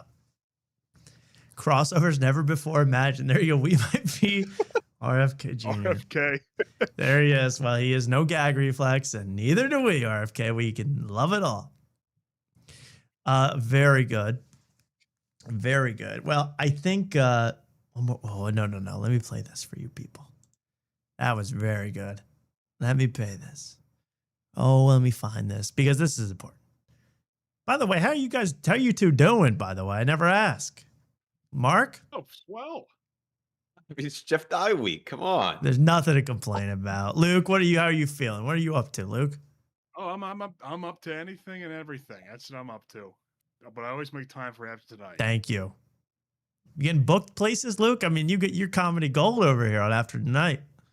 I don't think I'll be in Kings Highway, I think, this month. I don't know when the date is. Is that like a From Software game? What the hell is Kings Highway? I think I played that on the PS2. You could see me at Kings Highway, and I think it's in Levittown or Ben Salem or some shitty PA. Wasn't that a zone in Dark Souls 3? Kings Highway? I'll be there. I thought it was coming up soon. I'll be there September 19th.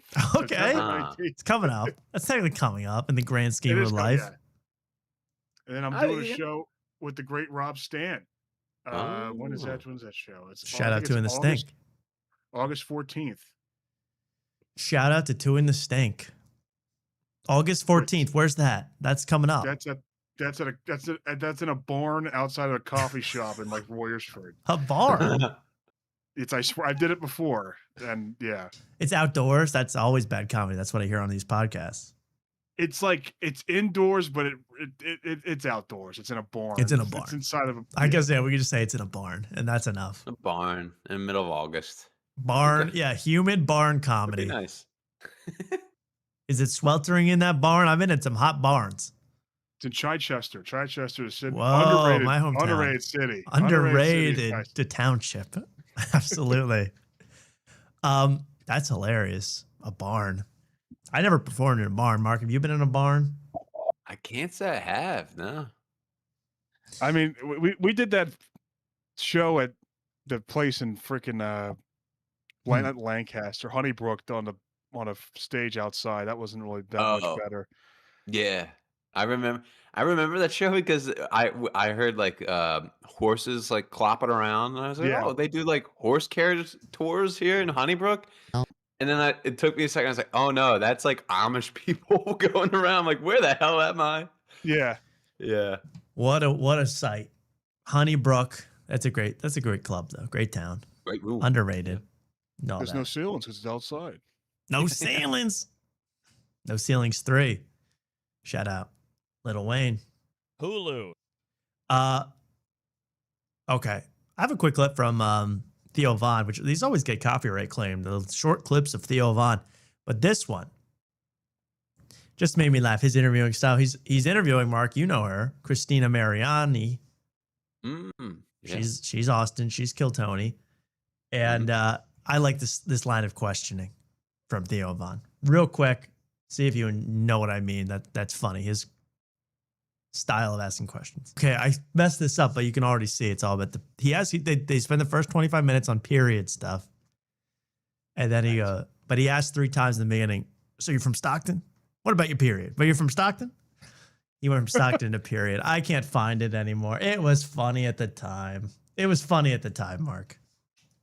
To clip this out anyway. You probably played too long. I probably played too long, so I'm already copyright claimed. Yeah. No one Oh, life is so hard for me.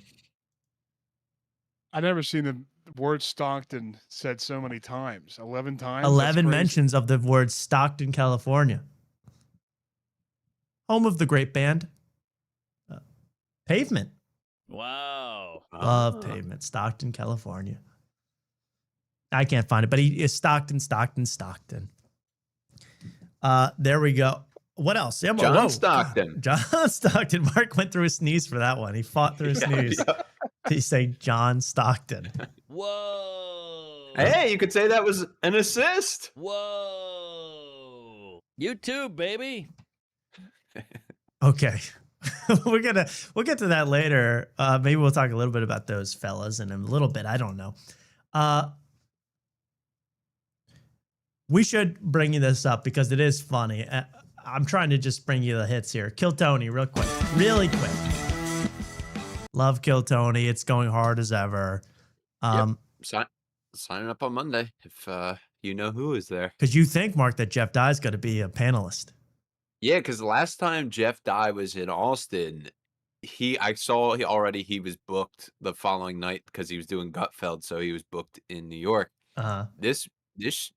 This year, nothing on the Monday, and he's here starting today. He may stay a little later. He's trying to buy a house here, which I hope to get some information from him and an address, and I can send him a letter. But yeah, we'll see. We'll I'm see what signing up on happens. Monday. I think he'll be amenable. We can contact him, of course. He seems very approachable.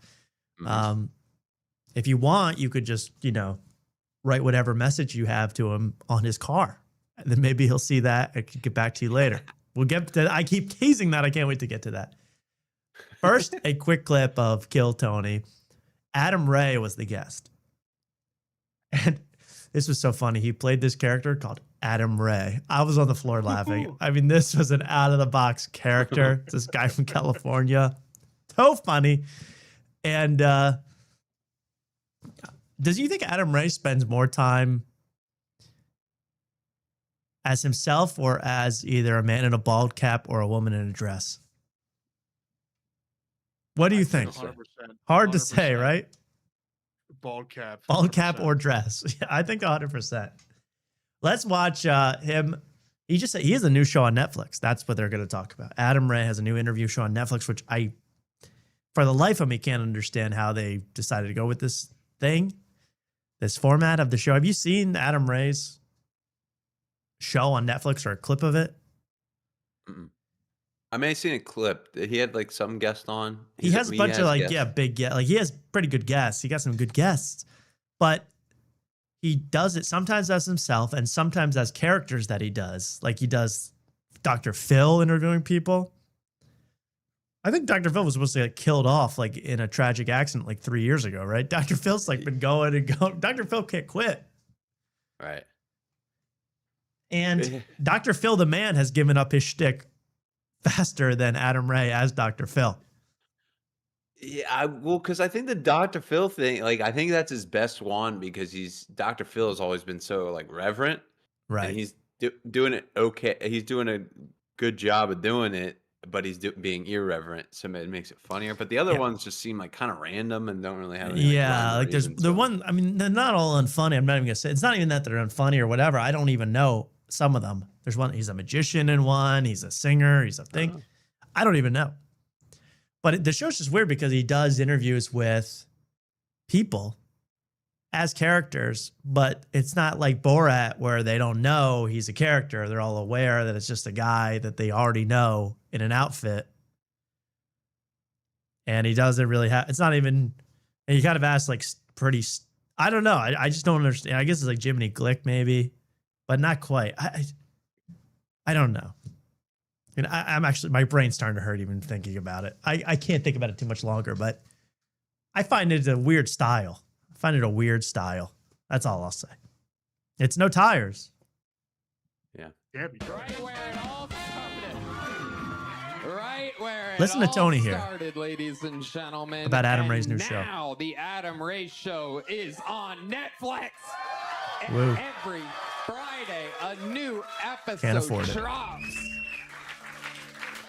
I mean, I feel like it really, the big boom, I have to say, I have to take some credit in your wild success. You have to. Because I feel like You don't have to, but go ahead. Yeah. progression the last... So funny, he takes total credit for Adam Ray's success. Funny. Funny. Yeah. I like how the golden microphone now he's just limited just to the top of it. Yes, It's not you the could whole tell thing. he got an ego check and he said, the whole gold microphone, that's a little gaudy. Let me have it gold head, completely white body. Yeah. And Ow. did I mention, ladies, I have 0 gag reflex. I wonder if he made that years. change after the special. Yeah, that's been around for a while. He went red for himself, then gold, then white with gold. I mean, the thing's gonna have freaking, animatronic wings coming off of it soon. I mean, he's gussing up this microphone day after day. I really enough to make you sick, but he's killing it. And in fact, he had on. The show's just become like everyone knows it's a total circus, this Kill Tony, but it's become a total circus because they had on, what's his face? Big Ed from 90 Day Fiance, the guy with no neck. Yeah. He came on to do a minute of comedy, but they allegedly rigged it. They pretended he just was like randomly pulled out of the bucket as Big Ed from 90 Day Fiance. Are we this dumb? Are we supposed to be this dumb? Yeah, I mean, they had another episode like it was a few ones back that I watched the whole thing, and it's like almost every bucket pool had some type of like it was somebody from like Roast Battle was on the panel, and they like knew him from Roast Battle. It was just very like it's all and everyone's a friend of an opener of the guy that's on stage. It's ridiculous. Someone says the microphone. I'm still signing up. He should add veins to it. That sounds sus as Well, now that you say that, I think that would be a good addition. Now that you say that, I see the vision. Some quotations here. There's a lot going on. And it should here. vibrate. Make some noise. Is this big? Big, I believe it is. It's either Billy or Big. We're going to say Stinky. Big Ed 90 Day. Here he is. Big Ed, everybody. Hey, we know this guy. Here I am, the guy with no neck. Here I am. Big Ed, everybody. I want to hear his joke. I actually didn't see this. Sorry, I'd like to hear his joke. Neither did I. It's Big Ed, ladies and gentlemen. What the hell's happening? Remember him from a meme? Well, Tony fucked up my name. So I'm Big Ed, obviously. So a lot of people call me Big Ed, but they don't know why they call me Big Ed.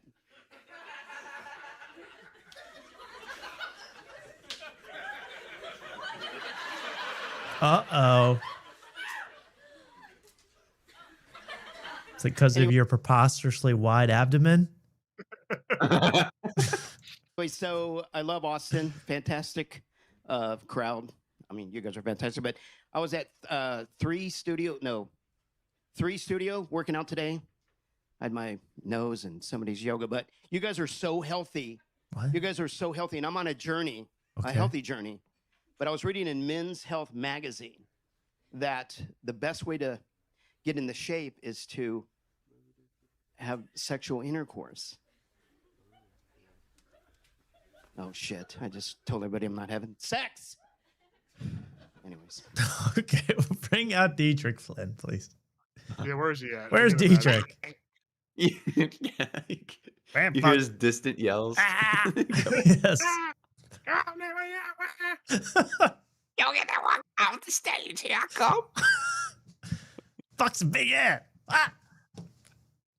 And he does have matching tattoos on each arm. Well, there's Big Ed. I mean, totally ruining this show and Kill Tony at the same time. Good job, Big Ed. Is Caleb Hammer on his shirt? Yeah, what the hell's that? That's what I really want to know. That's him. Oh, that's him? Oh, really? Yeah. Did he used to have glasses, I guess? And hair. Yeah, I guess he's going through a Segura phase right now. Yeah. He's glowing up. He's definitely on T. Did he have tattoos when he was on the show? No. No, he's totally gone. He's gone total star. He's become a total star. Yeah. No doubt. And Big Ed, that's just funny that the producers of the show obviously put them in the bucket and make them pull them out. It says here, Big Ed. Yeah, him not being able to read Big, 5 letters. He's like, Big Ed? How the hell is he going to read Big Stinky then? That's a great point. Big seems to be a trouble word for him. Yeah, yikes. So if you go up, Mark, on next Monday when Jeff Dye, knock on wood, pray to God, is on Kill Tony, will you go up as Big Stinky? Of course. That's the only way I'm signing up anymore. You think Jeff Dye will recognize you? Well, he'll see me literally the night before at the meet and greet when I go to a show. So yeah. Are you buying a poster or anything to commemorate his return to If Austin, Texas? If he's selling merch, I'll buy merch. I won't go. So last year I went for the Friday show to make sure they didn't sell out on any merch. Sure. And then I brought that merch back for the Sunday show. So I won't be doing any of that because they had plenty there on Sunday. Very industrious of you. Yes. I will bring the moon ball because I want to get a picture with the moon ball with Jeff. Oh yeah. And I wonder if those like MMA guards they have at the door, they're gonna be all. I bet they're gonna be. They're not gonna let me have this, That could be an improvised explosive device, man. That could have C4 loaded in it. That's honestly, that if that was blue, that reminds me of the Halo 3 sticky grenade. There we go. It's where my nerds at. I'm gonna say if I don't have this to squeeze on, I may heckle. So That's true. That's my anti-heckle device. Yeah. I have anxiety. I have heckler's worry. That's a new condition. I have dye fever. I have dye fever. Yes, of course, of course. Well, let's save some of the Jeff Dye talk because it's going to come up in just a few minutes. I will quickly, I promise, quickly take us to Los Angeles, California, and the home of Ben Glebe himself. Ben Glebe from Good Night with Ben Glebe, you know, the late night television show that's on YouTube, the first ever late night show on YouTube, allegedly, not actually in any way, sense, or shape. You know, Ben Glebe and I are at war. We all know this. He's been attacking me, threatening me legally, and now he's been very quiet. You know, I don't know if he regrets it. I don't know. But I'd like to hear an apology before I even think about being nice to the guy. But he posted the newest episode. All right. Hannah Stocking and Dave Asprey. I've heard. Who are they? I don't know. But Hannah Stocking has like 45 million followers or something like that. She's crazy. Can we watch the cold open and then I want to skip to the very end? That's all. That's all. Of course. You opened with the ice. We need to hear some ice. I see ice. Was he drinking Shirley Temples with that? I know. And It's this just a glass of Red 40. yeah, literally. And the suit, wait till you see this jacket on him. The outfits get crazy. He wore a t-shirt last week. Now he's wearing a crazy fitting suit.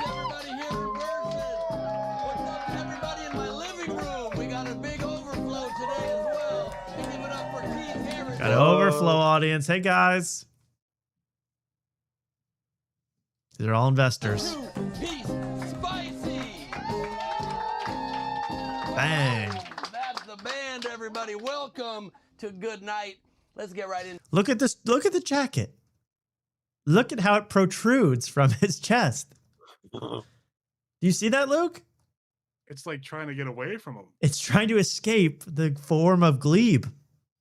Right into it. President Trump gave a very cringy speech at the White House Correspondents' Dinner. Yeah. I've heard of shoulder pads. These are like breast pads to accentuate his pecs or something. I don't want to say he bombed, but they felt it in Iran. It was a brutal speech. Let's hear that if you did a shot at big thing tequila ice. every time Trump said fake news, you're Kash Patel. He has a drinking issue. Touche. Trump drew awkward silence during a tirade he made against Caitlyn. That's a Collins quick from sip. CNN. That was That's a the quick. quickest sip That was the in the West. quickest sip. That was That a full sip. That was a what, Luke? That was a full sip. That's what people would say, right? That's shout out to Red Bar. He has a drinking issue. Touche. That was like a sip where you really the concentrated sip. Did you see his face? I don't even think I don't think there's any liquid in that drink. Well, you know There's what's no so way. interesting here was he did the same thing when Mark Stinkman went on Ben Glebe's show and chugged famously a beer on the show when Mark actually infiltrated Ben Glebe's studio legally, of course, and was invited onto the show legally, of course, and chugged a beer, and he's of age, so that was legal too. But Ben Glebe said, I'll match you. I'll chug my drink with you. Go back and watch the footage, Mark. Here's what he does. He goes, cheers. Doesn't drink a sip. Doesn't even take a sip. What kind of man, what kind of host says they're going to toast, says they're going to sip, doesn't sip? That's wrong.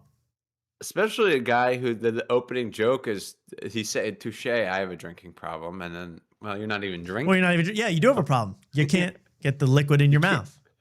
You're faking it. You're faking drinking. That might be the worst problem of them all to have. Yep. Watch this again. He has a drinking issue. Touche. Trump drew awkward silence. So that was like he's spitting in it. Well, you know, it was written in the teleprompter. Take a sip, and he did. Yeah, he's spitting into it. Yeah, this is it.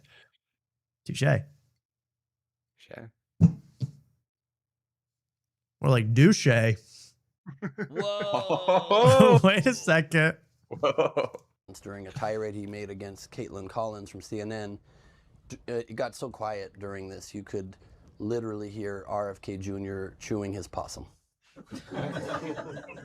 You realize they didn't have possum on the menu. Look at the jacket's killing me, bro.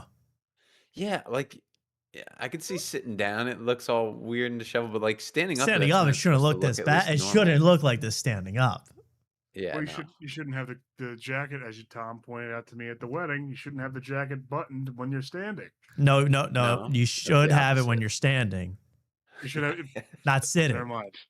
But yours, when you were standing, it was kind of bunching up on you, Luke. That's why I said it. Just to right. That was a temporary personal. Well, it's bunching on Glebe. I'm saying, like, be unbuttoned. Bunching. It's fully. I mean, bunch is not even the right verb. It's protruding. It's protruding, grotesquely. Ron Bunches. Ron Bunches. There we go. See, I was looking for that. YouTube, baby. And then we're going to go to the post party. Now, after every show, if you don't know about Ben Glebe's house tonight, on the end of his late night show, they hang out in the after party with the guests, and they always end up, no matter what, in Ben Glebe's ashram in his backyard. Now, what have we said from day one? Look, they're going into a shed that they call an ashram. It's a shed. It's a he shed. It's a Glee shed. And we always say that. Someone finally caught on. One of the guests listened to this. Come, Bubba. It says do not enter. Come on, Henry. What a cool property. Straight out of a horror movie. Welcome. Whoa. Holy shit. Fun, right? What? Oh, it smells really nice. I know. Ashram, this looks like a shed. Am I getting it? Oh, there we go. Fine. Finally. But this guy's not blameless at all. Thank you for saying the word shed, sir, but you are a weirdo. And they start getting into talk. They talked about drinking your own urine for health benefits, many related things. But here's how it ended. Here's how the here's how the show faded to black on this conversation. First of all, that's Hannah Stocking. She's very famous, many followers. That's the guy that said it was a shed next to her, sitting at her lap, looking up lovingly. The biohacker. What a creep this guy is, allegedly. And there's Ben Glebe in his position of choice in the ashram. You know, this is supposed to be such a free love ashram, but he's got assigned seating. He's always in that same little spot, lounging. But let's hear the end of the show. How will it fade to black? So, speaking of dick injections, I've heard... How many times have you said that transition? Never. Speaking of dick injections. Typical Hannah Stocking line. But I've heard about cock Yelling at her. talks. What's that? Where you inject your dick and then it grows. Oh, yeah, I've done it. You've done it? What? 2 inches. Grow top. What? No, I'm 4. Temporary? Wait, what do you inject it with? What do you inject it with? Yeah. You can inject stem cells. So I've had my cock injected like 4 or 5 times with stem cells. They won't make it. I did hear that from Gary, actually. What? Put this guy in prison. Put this guy away. 4 or 5 what times. the hell's wrong with this? Yeah, who is this guy? Once wasn't enough, by the way. You do once and you go, I need some more. You're using stem cells from a placenta.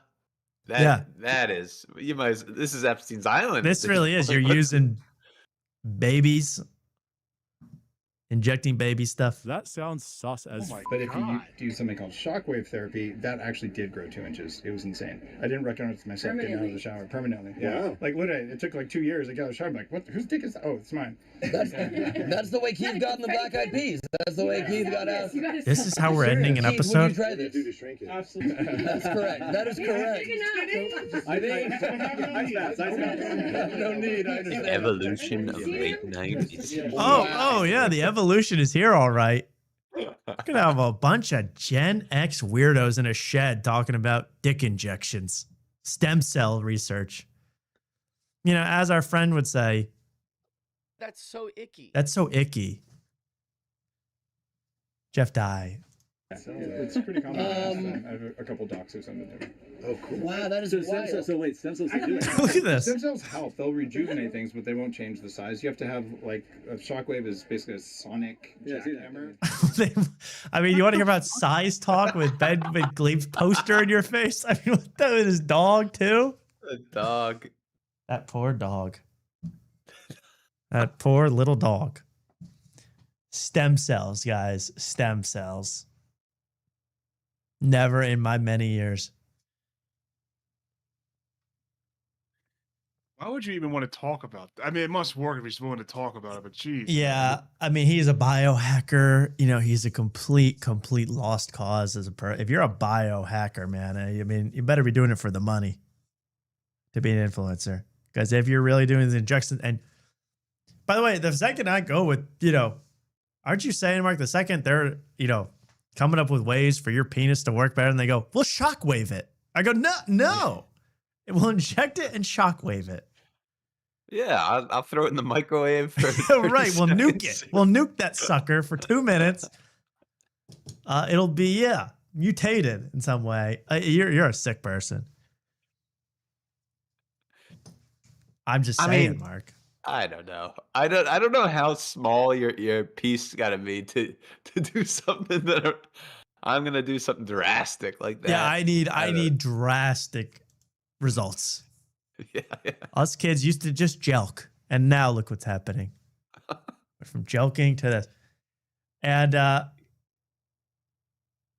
again, here's the guest for tonight. I mean, how about this? The guest for tonight. Someone from Victorious on Nickelodeon, child star. Anthony O'Neill, never heard. One of the Sklar brothers, who's already been on the show, the repeat guest. You can't get both Sklars? You can only get one Sklar this time. One single Sklar. The other is doing shockwave therapy. And Rachel Scanlon, who's a stand-up comedian. I don't know these people. I wish them the best of luck. I really do. But he told me they were going to have John Mulaney and Jessica Biel and Nikki Glazer and Bob Odenkirk on the show. That's what he's telling investors. I'm starting to doubt whether Dave Chappelle ever said that he's a fan. I'm a fan. I'm a fan. I've heard that I'm quote. not actually a fan. It just, you know. They fabricated a quote of mine. I never said I'm a fan. Took me out of context. We were at a party, and a wizard turned me into a ceiling fan. And I exclaimed, I'm a fan. I'm a fan. Was in the room, it was a Dungeon and Dragon session. And Ben was in the room. And he heard that I was talking about him, but I wasn't. Now it's in writing. Now I'm sued for defamation. I'm not a fan of that. Not a fan of that. Not a fan. Not a fan of legal proceedings, man. Not a fan. I'm a fan. Was it even the good Sklar? I don't even know. I feel like the other guy's good.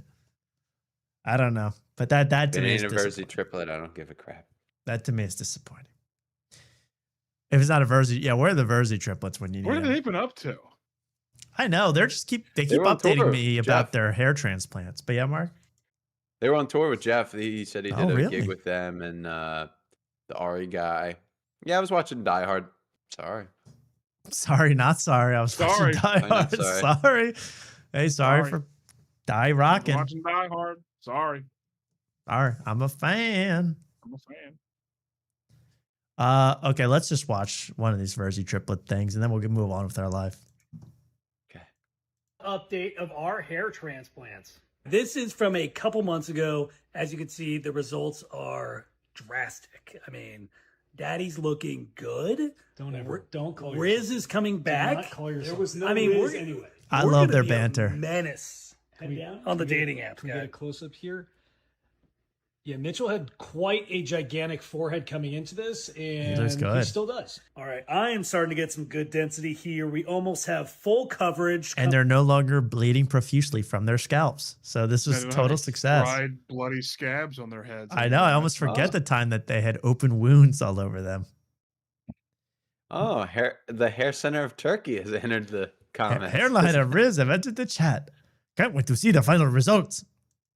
Or I'll chop your hands off. Coming in. Yeah, the top is still taking a little time. That's all you get with the hair transplant. I mean, I thought I'd want a full freaking mane if I'm paying money to fly to Turkey. After 5 months too, yeah. I mean, I want this filled in.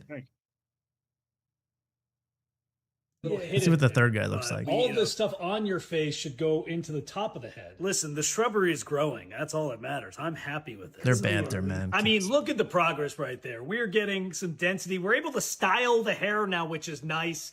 Little nice fade coming up. We got a little. You guys see anyone interested? Anyone interested in doing this? If I got this procedure, I'd be so nervous to put any kind of like shampoo or any kind of product in your hair at all. I just feel like one thing, it would just all go away. It would all fly out. Yeah, no, absolutely. When it rains, you're screwed. Why is that? Your hair gets wet, it goes down, and you see all the. You see all where where it thinning. came from. Now, you got to choose right now, Mark. You got to do this surgery or you got to shockwave it. What are you doing? Shockwave downstairs or hair transplant in Turkey? I guess shockwave. I don't know. I mean, I don't like going to Turkey with the political climate right now. Right. You That's know? smart. Ladies, you heard it. He's into shockwaving. He'll shockwave you down there. There's the Verzi triplets, good friends of Jeff Dye. And as soon as we come back from this break, we are going to delve into what I'm calling the mystery of the Jeff Dye douche mobile.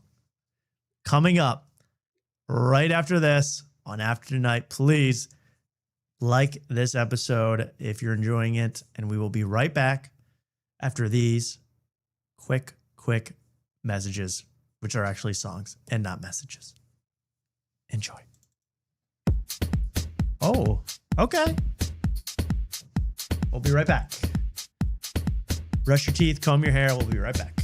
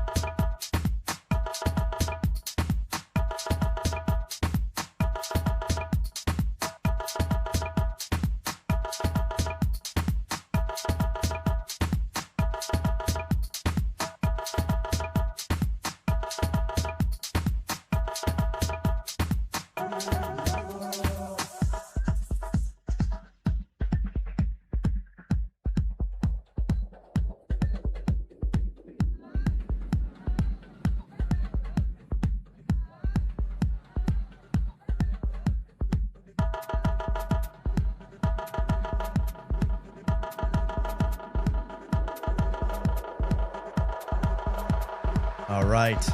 We're not gone for too long. Don't worry. We don't take long breaks here.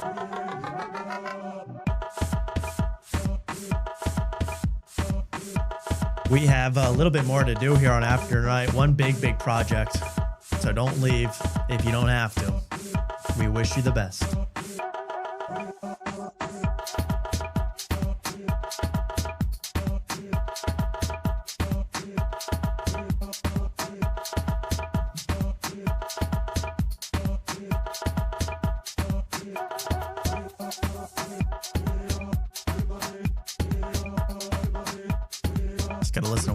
quick. Let's see if this is good.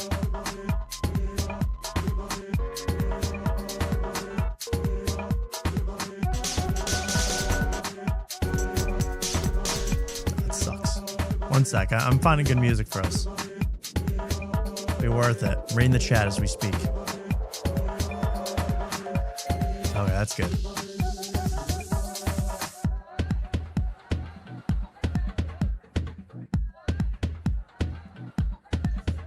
All right, let's come back here.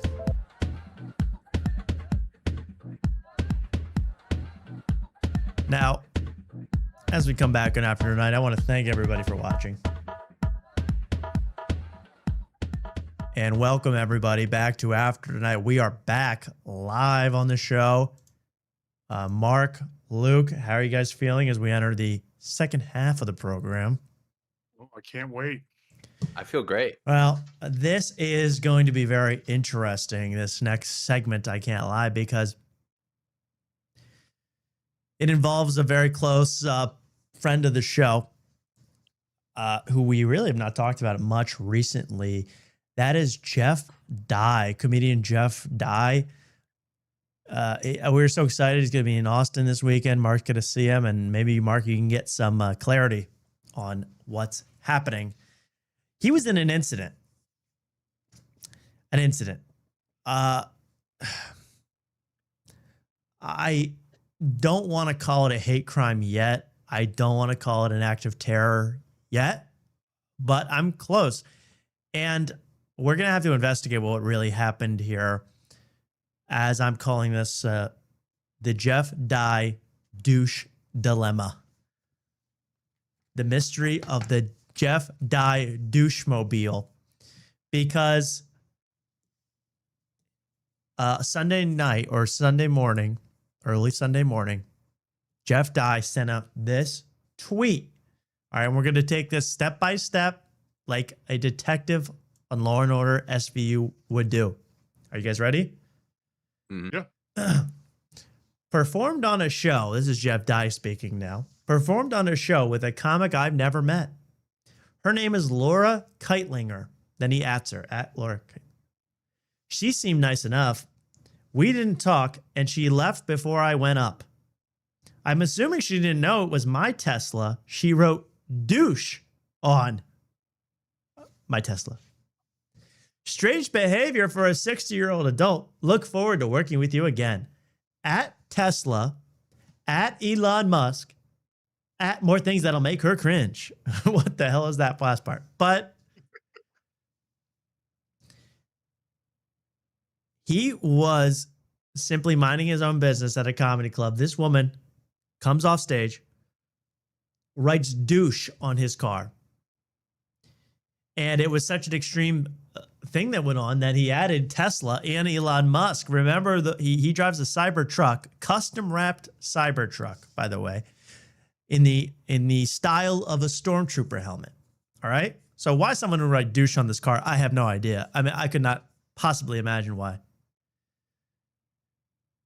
It's just a vehicle to get you from point A to point B and hopefully avoid that tractor beam. So, all right. Then I'll show you these pictures. These pictures are absolutely classic. This is Laura Keitlinger. This is my favorite. All right. Because Laura Keitlinger is drawing while an unknown man in this picture, we'll learn who it is, but an unknown man stands looking approvingly on in the background. Here she is again, finishing up her work. Here's the third picture. And the piece de resistance. Ah, my masterwork is complete. I have just vandalized Jeff Dye's car. All right. This is the car Sentry. The Tesla has what they call Sentry mode, where if anyone gets within 1 foot of it, the Tesla just assumes, oh, you're about to vandalize it because you think I'm a douche. So it turns on the cameras and takes pictures of you. That's my absolute favorite. All right. The masterwork complete. Then here's what's very interesting. He follows it up. Jeff Dye follows it up with his own tweet.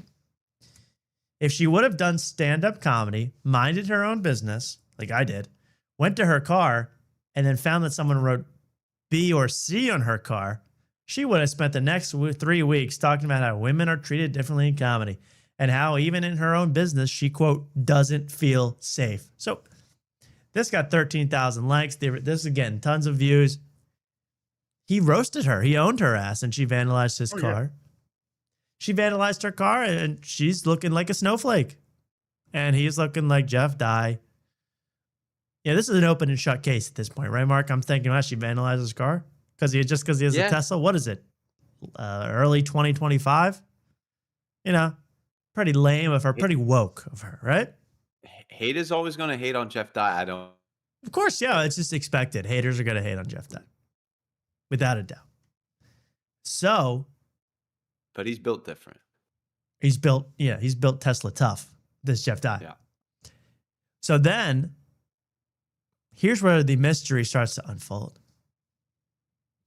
Well, first of all, funny, if you remember from this photo, if you don't know who this is, pictured on the left, watching with a big fat, the biggest smile I've ever seen on a human being, watching someone deface Jeff Dye's car. So someone says, is that Greg Fitzsimmons or not? Wait, let me play this. Let me do this correctly. Is this Greg Fitzsimmons or not?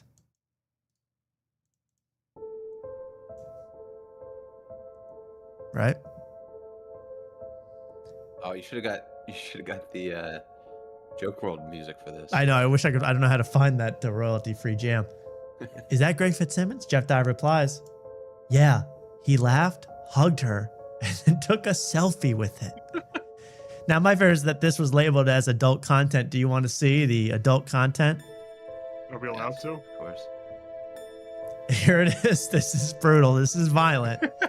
It's them taking a heartwarming selfie next to the defaced Tesla. Now, I still say at this point, goodness gracious, I didn't know Greg Fitzsimmons was such a terrorist. I didn't know he approved of defacing a car, dehumanizing the driver, vandalizing the car. You know, Jeff Dye made clear that this is a serious thing. He added Elon Musk. You know, this is a serious problem to investigate.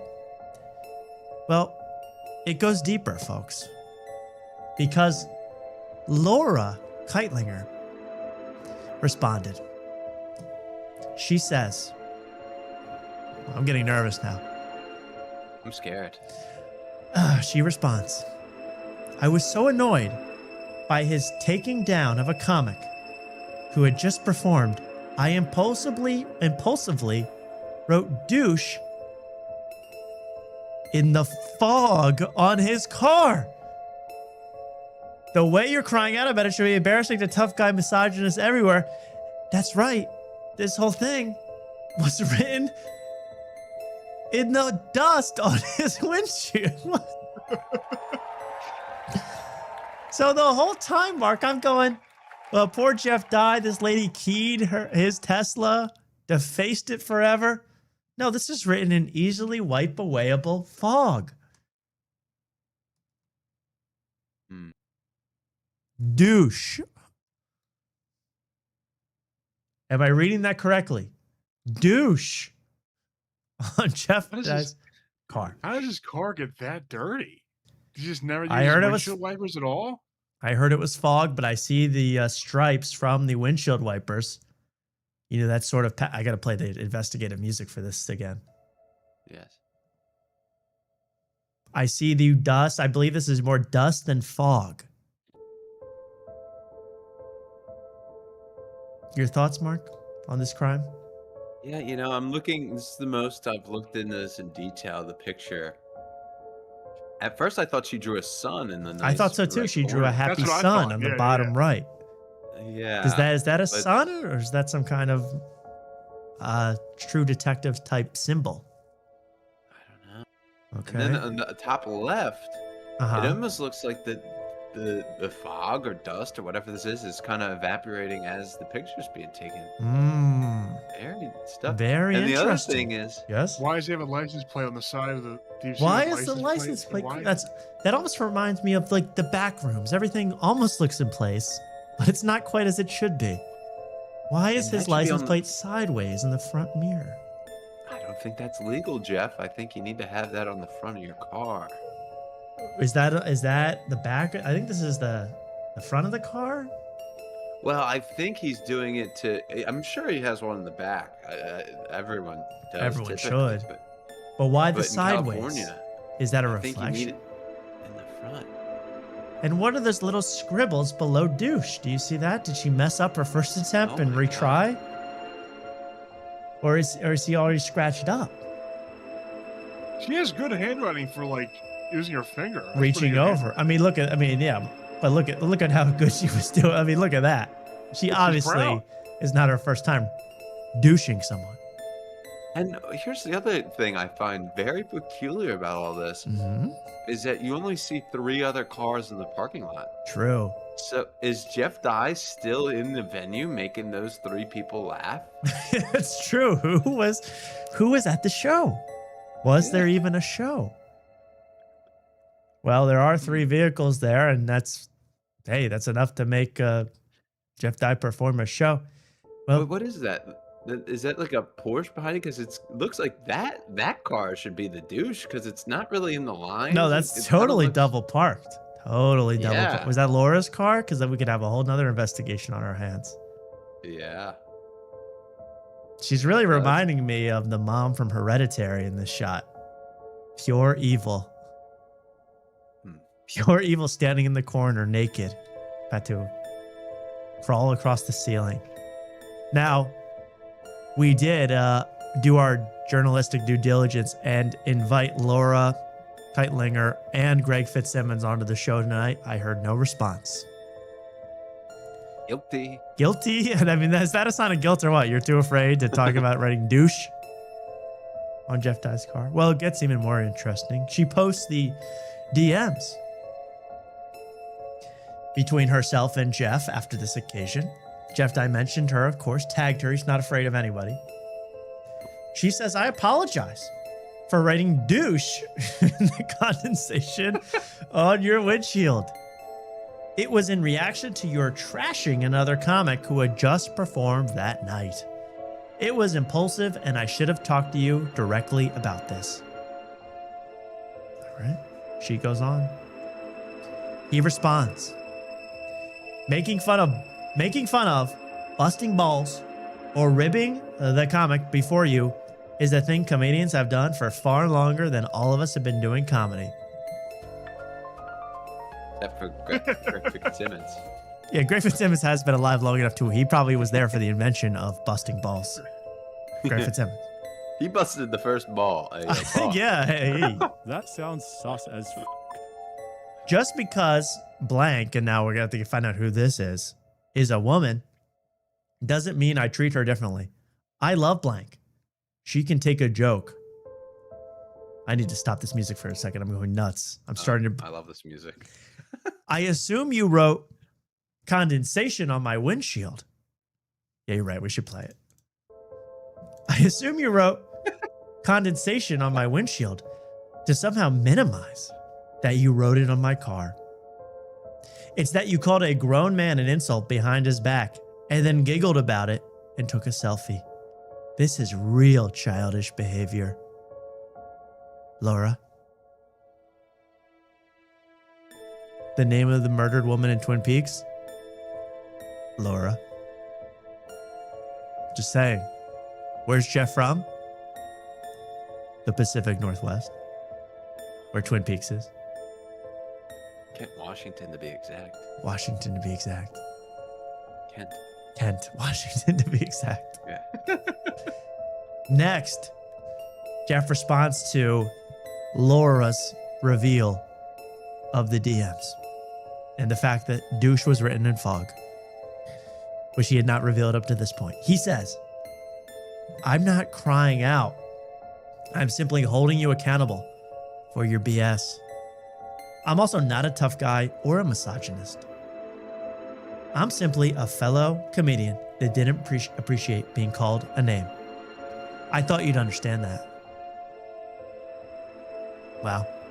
Now he's appealing to the vandal's sense of self.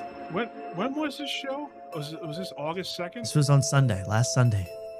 Okay. I have the lineup of the Oh, improv that well, night. yes. Okay, that's great wow. investigative journalism, Luke. Great job, Luke. Should I send it to you in the DMs? Yes, please send that to me. Okay. Finally, this has nothing to do with the investigation, but Jeff Dye recently posted this. Gen Z won't eat pineapple on pizza, but they'll eat ass. Bruh. Exactly. So there's all our evidence that we initially got from all the primary parties of this incident. Is that how it reacted? That's how I imagine. Oh, who wrote douche? Oh my God. Yeah, this is Jeff Dye after learning they've just written douche. You know, it was like George W. Bush reading to the kids on 9/11. They whispered in his ear. Jeff, Gen Z won't eat another pineapple on douche pizza, has been they'll write written on douche your my- Cybertruck. They write douche on your Cybertruck? Yeah, so he held a whole virtual press conference over this. Let's find out who was on the lineup and who possibly, wow, Luke, this is great work. Who possibly could Jeff Dye have allegedly been unfriendly to? All right, well, it's Kira Sultanovich.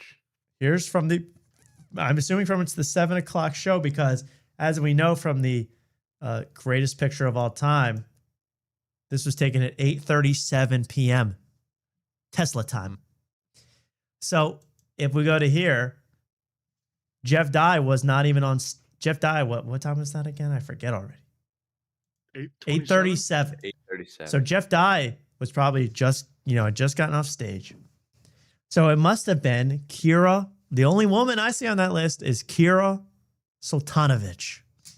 Kira Sultanovich from the old country. I wonder if we could talk to Kira and find out what Jeff Dye allegedly said to her that caused all this kerfluff, all this D word being thrown around. Luke, do we know somebody on the teen tours at 9:30? Teen tours? That sounds sus as Oh my God. Phil Course. Who's Phil Course? I was like, that name is familiar, but I was like, who is that? And then I was like, oh my God, that's a local person. Mark, is that a Philly comic, Phil Course? He's a former lover of Chica Loca. Ay, ay, ay. Ay, ay, ay. Spicy. Muy caliente. I didn't know all this. Mucho fuego. So you're saying, okay, well, we'll have to do a separate investigation of Phil Course. Yeah. Why is he on a teen tour at 9:30 p.m. on a Sunday? A teen tour? What are the teens doing out at 9:30? So Kira Sultanovich, huh? You think, Luke, from your investigation, that she may be the woman that was in the middle of this Jeff Dye, Laura Keitlinger feud? I'm assuming so. Well, here's Kira Sultanovich. Yes, she has the lineup. She has the lineup posted. Okay, so obviously she was on. She did not miss the show. She was on the show. If she posted it, reposted it. It's looking like Kira Sultanovich might be our next chain, our next link in this chain of events. I will follow her, and I'll try to get her response as soon as possible. She's a comedian, writer, and immigrant. Did that have anything to do with the harassment? Allegedly. She's a talk show called Let's Get Sweat, which to me, that's so icky. That's so icky to me. But okay. That is so interesting. Luke, what do you make of this? Did we lose everybody? I think I lost connection to the Discord or something. Well, actually, this is a good time to play the music. When suddenly we lost connection to the Discord.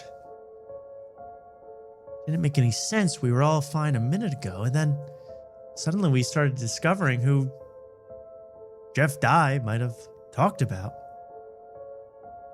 And all of a sudden, our cameras went out. My Discord is totally broken. Wait a second. This actually really got screwed up. You guys hear me? The chat's okay, right? When all of a sudden I got kicked out of my own voice chat for no particular reason.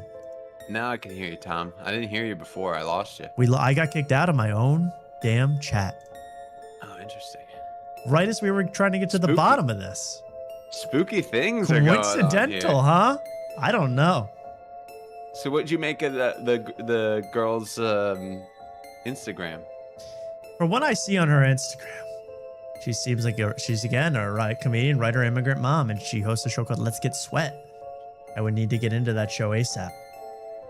Mm-hmm. She's doing AI posters. Here she is.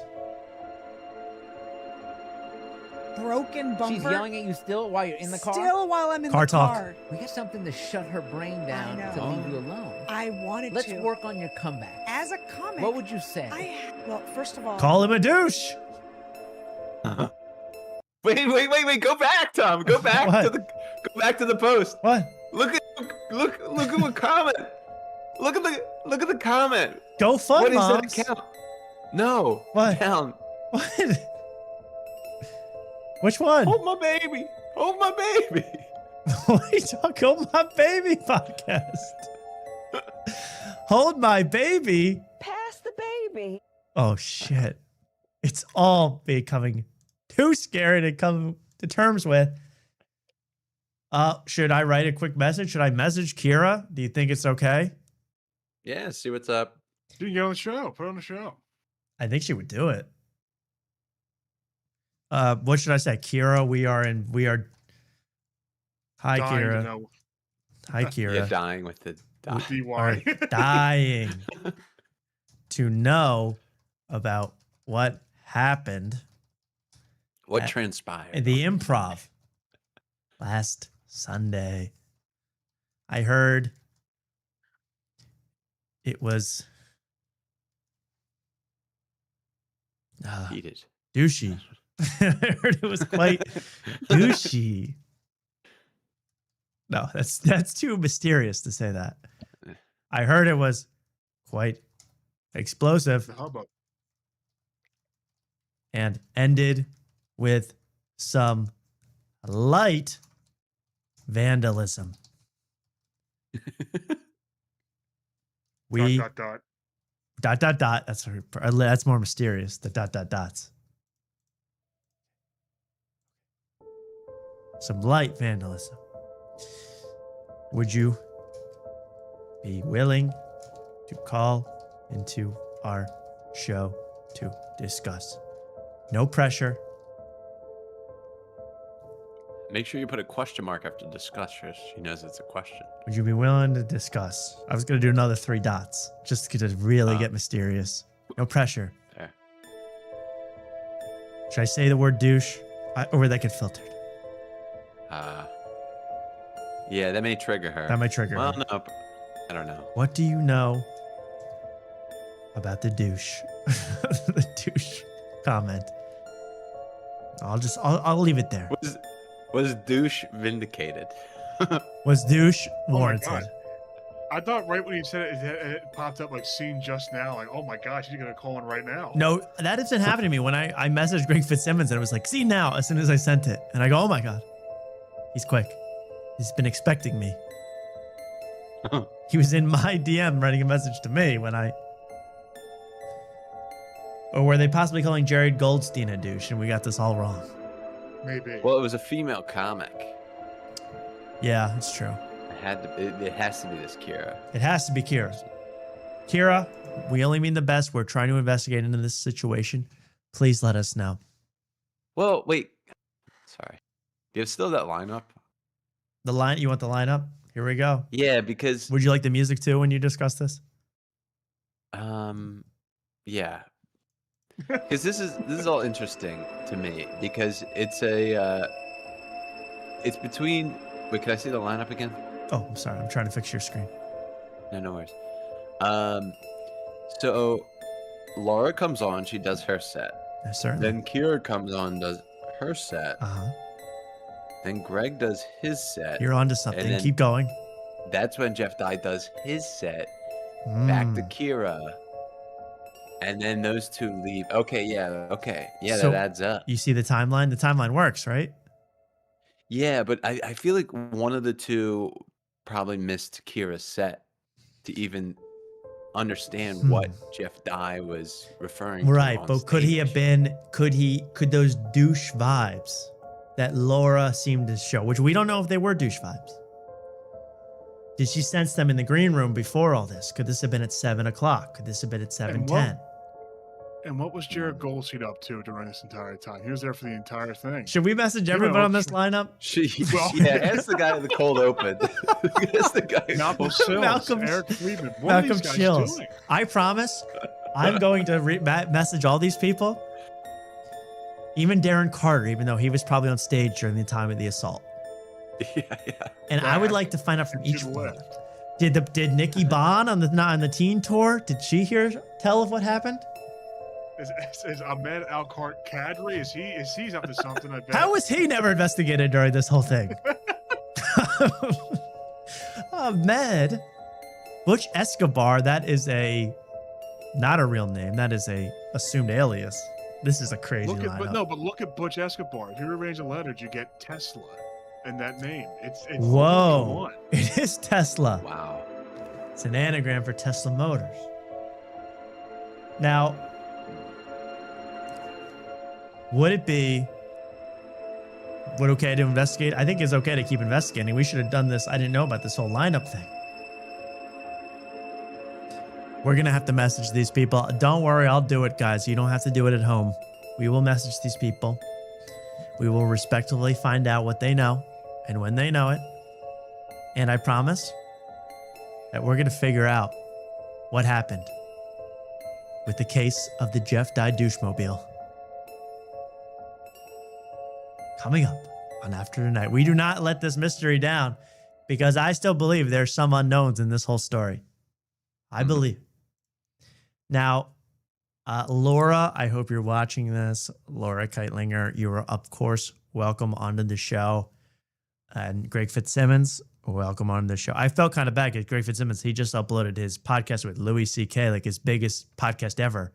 And I DM'd him right away after that release to go, hey, Greg, would you like to talk about writing douche on Jeff Dye's car? No mention of his big get. So I hope he respectfully understands that. He earned it, because the only other thing I would have talked about with Greg Simmons is him wearing that awful outfit on the live Tuesdays with Stories, and why he's always a sidekick guest. Like any podcast, he's never the main guy. He's never the main guy. I know, but then I'll feel bad. He'll agree to come on, or we'll already be having a Phil Kors on at the same time to discuss this whole event.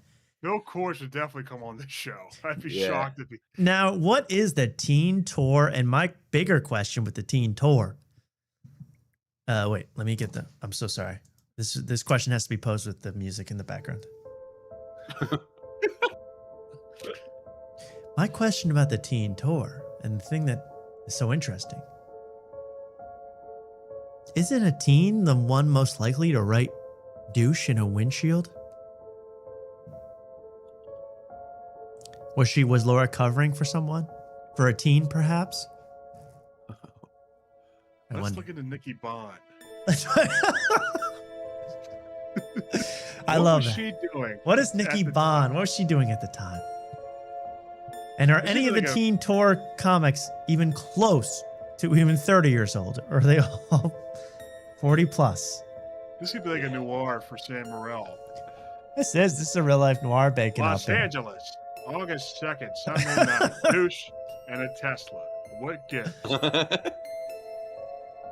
Winter was crisp that night until some sticky fingers got a hand on some windshield. She walked into my office and I knew right away. It was her that had written the douche. The dust on her finger gave her away. She wrote the word and struck a pose. And the cameras caught everything. The camera saw it all, Toots. Little did she know, she stepped over the line against the last cowboy in L.A. The last cowboy would not go down without complaining to every Twitter follower he has about the situation. He tagged Elon Musk. The tagging of Elon Musk over windshield dirt art is one of my favorite things of all time that Jeff's ever done. Better than the GoFundMe. I think he's trying to showcase to Elon Musk, hey, thanks for putting in cameras. You know, this is how awesome a Tesla Yeah, is. They thank have you for cameras. Sentry Now Mode. know. I was able to catch all the people that hate me laughing at me and writing on my car. Yes, of course. I want to know more about it. Dead ass, it was her. You're saying it was Nikki Bond, or was it Laura Keitlinger? It was Laura Keitlinger with her finger in the parking lot. Clue solved. She did it, but really the question is, you know, it's not in doubt whether she did it or not. If I was her defense attorney, I would say that. Ladies and gentlemen, it is not in doubt whether my client wrote douche on this gentleman's windshield. The question is, did she feel that her life was in danger and she needed to write douche on the windshield at the time? I conjecture yes. I say that she was a beaten down woman and that she had had enough of being taunted by the last cowboy in LA, and she felt the only way, Mark, Your Honor, to get the hate out of her system was to write a slight childish insult on a man's windshield. That's all. I do declare. Objection, Your Honor. Objection, Your Honor. Jeff Dye's riff in the beginning was topical and related to the woman that was on stage prior. It was all in fair game. It's been done for hundreds of years within comedy. He's innocent or whatever. She should be in prison. I'm the prosecutor. Your Honor, I asked that we please take a look at Section B, Article 23 about busting balls. Okay, it must be done in the proper context, because if he's busting balls in the green room and these two don't know each other, well, that's a different situation. That's a whole different situation than on stage. Objection, Your Honor. Just because the victim did not have balls doesn't mean Jeff cannot bust balls. It's everybody's treated equal. He's a feminist. We're all good here. Thank you. Order. Let's take a quick recess. When you write douche on a car with condensation with your finger, usually you're 14 to 15. Laura Keitlinger is 57 years old. She knows better. Your Honor, it is not a doubt whether my client knew it was the wrong thing to do. She simply was, fighting back after years of abuse from cowboys like Jeff Dye. And it was pent up and it was childish. She agrees to that. But it was simply to blow off steam in the best way she knew how at that time. Your Honor, please, if you have any mercy,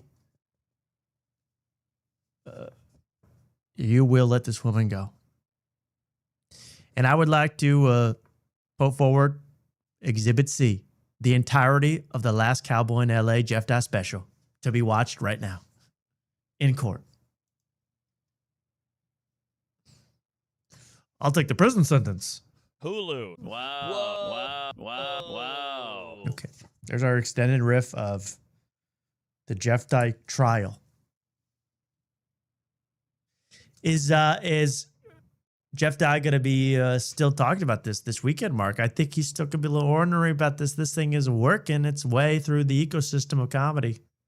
I mean, I don't think he'll be doing a bit about it on stage, if that's what you're thinking, but will he talk to me personally about it? I don't know. I don't want to, TMZ him. Will he go on Joe Rogan or Kill Tony and mention, like, there's still people that hate me, writing crap in my car? He may mention on Rogan. It'd be weird for him to bring up on Kill Tony, but yeah, it's too much. Yeah, to Kill Tony, he doesn't want to talk. It's too much pressure on Kill Tony. Honestly, I wouldn't want to talk either. I don't want to be a guest.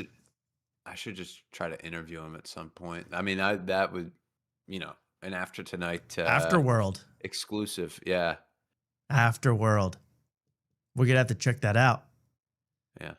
Well, I want to do that. I want to get the scoop from, I really, when is Jeff Dye coming to Austin? Friday? He's already here. I saw him. He had a coffee with the shape of Texas on the bottom of the cup. Oh, he's in Texas. Okay. Yeah, I mean, I think he's looking at real estate now. You know, it's a big week for him. If we can get And you him, what have- if we could? What if we could get him for a short interview tomorrow, virtual? I mean, I wouldn't be opposed to that. I would be opposed to that. What if we could get him and Laura Keitlinger on a call? That's what I want to get to. Yeah, I mean, we've mended one thing. Well, kind of, not really. But Well, it's a tough one to say if we mended that that Jeff Yeah. Dye, Ben Avery thing. Mended is a strong word. yeah, well, it helped his comments out. That's Certainly did. But I feel like, this whole thing could blow up in Jeff's face, this whole douche thing. But he got a lot of attention. A lot of people got 500,000 views, a lot of looks, a lot of likes. And even people, in the Twitter comments, Gray Fitzsimmons said, hey, it was immature, but she just wrote it on the fog. I was just laughing at it.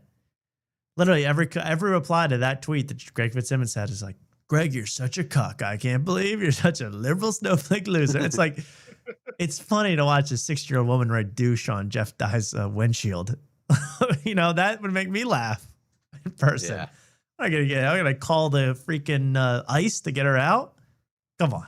Oh. Come Go, on. hey, that's Jeff Dye's truck. Do it to any other Tesla owner. Do it to Not any Jeff other Dye. Tesla you could see. Do it to that double parked Porsche. But Yeah. don't do it to the Cybertruck.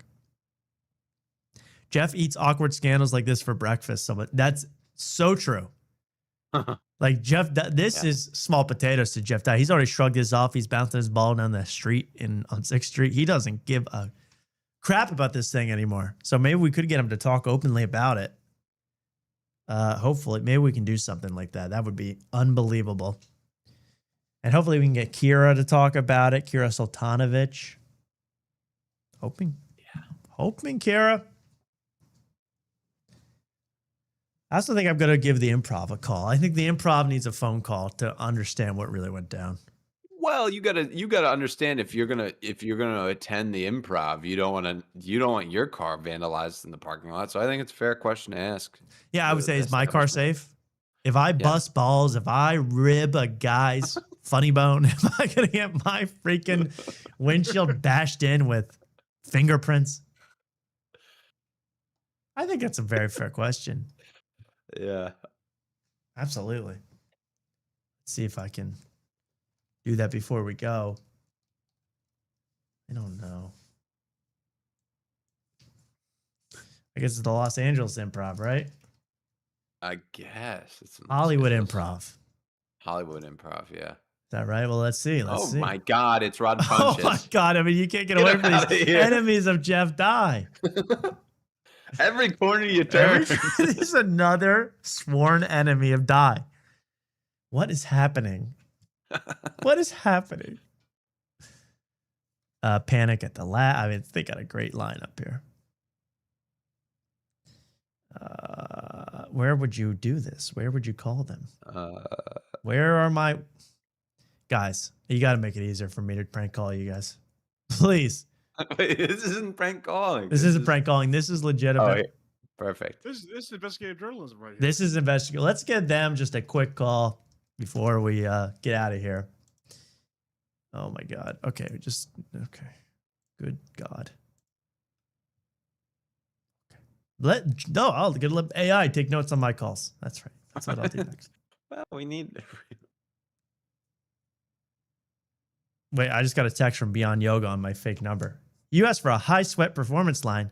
We delivered. Athletics. Type in drunk, you'll get 15% off. We got to get, by the way, don't forget, we got to get to this ultimate crime that We Might Be Drunk did this week. I'm not even joking. Okay. All right, that's working. And then the speakers, I got to put this up here. Okay. Is this going to work? No, it's not working. Okay, wait. Oh, shit. Maybe you can hear this. Wait. Yep. You can hear that? Okay. Yep. Let's try to give the Hollywood Improv a call, and I would like to ask a quick question about their safety procedures and how they do things here. By the way, this is only for entertainment purposes, we are trying to figure out the truth. Oh my God. 583. All right, let's see if they respond. Okay, see if this works. Thank you for calling the world famous Hollywood Improv. No problem. Please listen to the following options before making your selection. For general information such as hours, directions, upcoming events, or to purchase tickets, you can always visit us online at improv.com. For ticket sales and general inquiries, press 1. For information about private events, group sales, fundraisers, Not quite. and filming inquiries, press 2. Filming? I'd like to film For it. account receivables and vendor inquiries, press 3. For the booking office, please press 4. What do you think? 1? I'd say 1. Yeah. Let's see if they answer.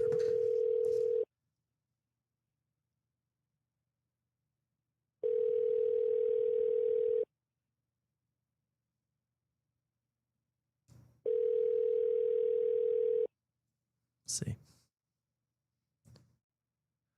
It's 9 o'clock at night over there. We are currently unavailable to take your call. Please leave a message after the tone, and we This will is get back to you as soon as possible. Hi, my name's Greg Jennings. I'm from the Tesla Motor Department of Vehicular Hate Crimes. I'm calling about an incident that occurred at your location, I believe Sunday. We have reports that a cyber truck was vandalized and possibly ruined. And we take these very, very seriously. We have my boss, and you can imagine who that is, talking to us about the importance of shutting down these hate attacks on cars. And not to mention, we're big fans of the comedy of Jeff Dye. So please give me a call back and we can get to the bottom of this. I would hate to have to further investigate when I'm sure you are perfectly innocent. And we just want to know the details of what happened for my report. Thank you. And good night. There we go. We'll see if that gets any response.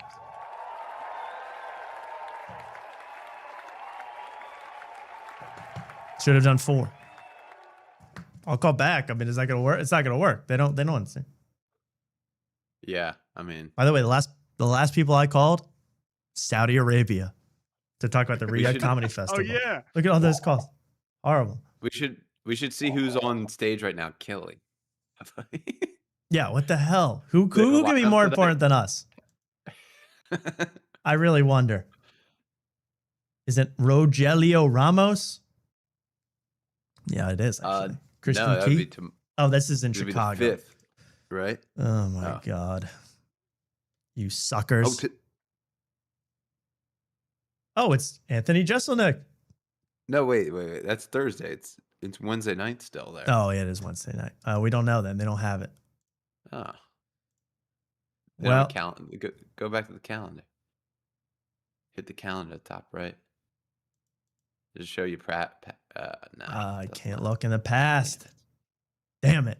But it's Anthony Jeselnik tomorrow night. Ron Funches, Whitney Cummings, Michael Yo. Loved Michael Yo. You know my buddy Michael Yo got COVID? Brian Monarch, Gene Whitney, and very special guests. I forgot you hear that all the fucking time in 2020. Michael Yo got COVID. He was like the first human being to get COVID. He had sex with a bat or something and got COVID. And Joe Rogan would be like, well, my buddy Michael Yo almost died.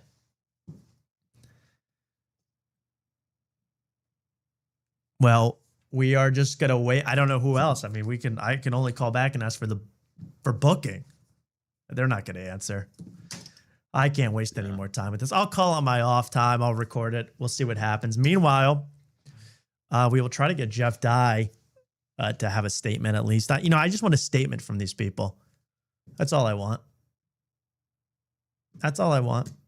Yeah, I have a better idea of how I want to, because before the last time I saw Die was my first time watching a show in the mothership. Yeah. now I kind of, because I had this selfish thing where, I wanted to get there first and talk. But if you get there first, then you're conscious of everybody behind you waiting. But if I take my time, get my phone unlocked, use the bathroom, and then I'm like one of the last people in line to meet Jeff Dye, I feel like we could talk for a little You bit. get a little chat in. Maybe a little Sunday night cigar. Who knows? Yeah. I'll cough up a lung. I'll do it. I'll do anything. Yeah. I'll do shockwave therapy with Jeff Dye. The way Mark said, maybe a little Sunday night cigar. He's so genuine. He's so ready. Oh. It's Jeff Dye weekend. Is that supposed to make noise? Well, it was when I just did that. It's but not. don't I think think it it's one more time. If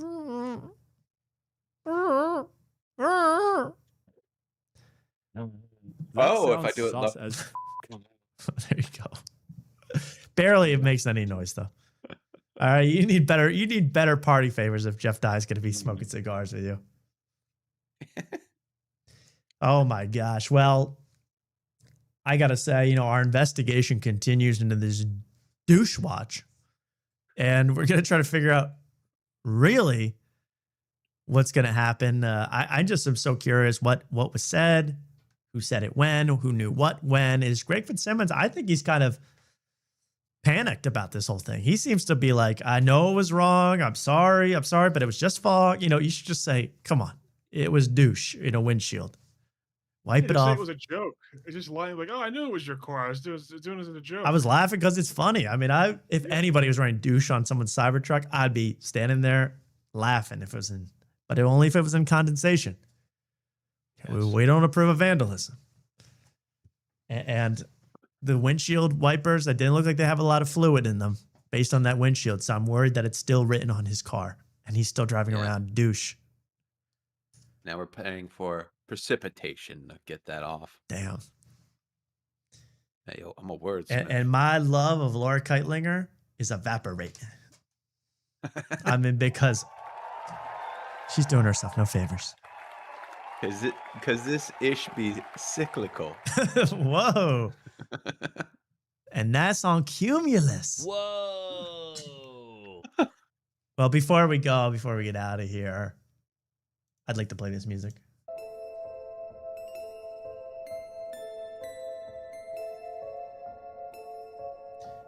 Let's see. I want to play one more thing because something has been ruined for life. Something has been really ruined.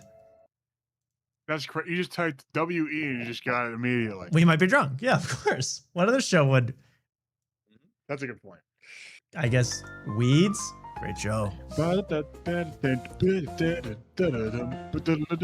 my phone. Smart Good move. man. So it's We Might Be Drunk with Mark Norman and Sam Morril on YouTube, baby. And they have, all you have to know is Sam is wearing a New York Knicks t-shirt, novelty tee. They're having fun. Everything's right. But what's so interesting? We ended our last show. I mean, maybe we're just built different. Maybe we're bringing bad news into the air because we did our great last show. And at the very end of the show, as a gag, we pretended to do the outro of We Might Be Drunk. Remember? Oh, I remember. Oh, how can I forget? See you next time.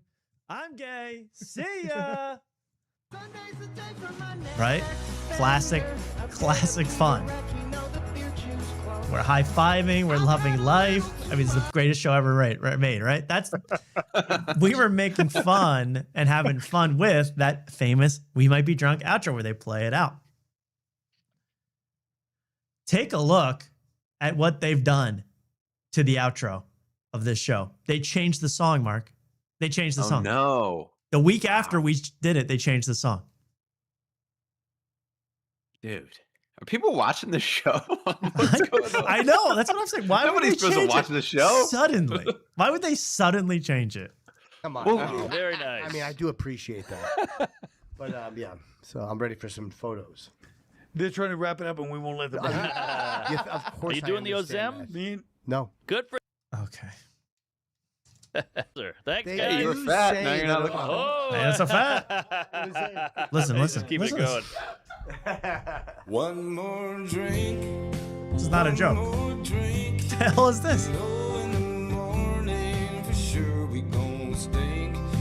One more round. What the hell is this? One more round. It's 5 a.m. You pricks. The barkeep frowned. This is what we do. God, it's gonna make me kill myself. For a few. We'll riff and talk some shit. We'll and then riff. We'll sleep till 2. Talk some shit and then we'll sleep till 2.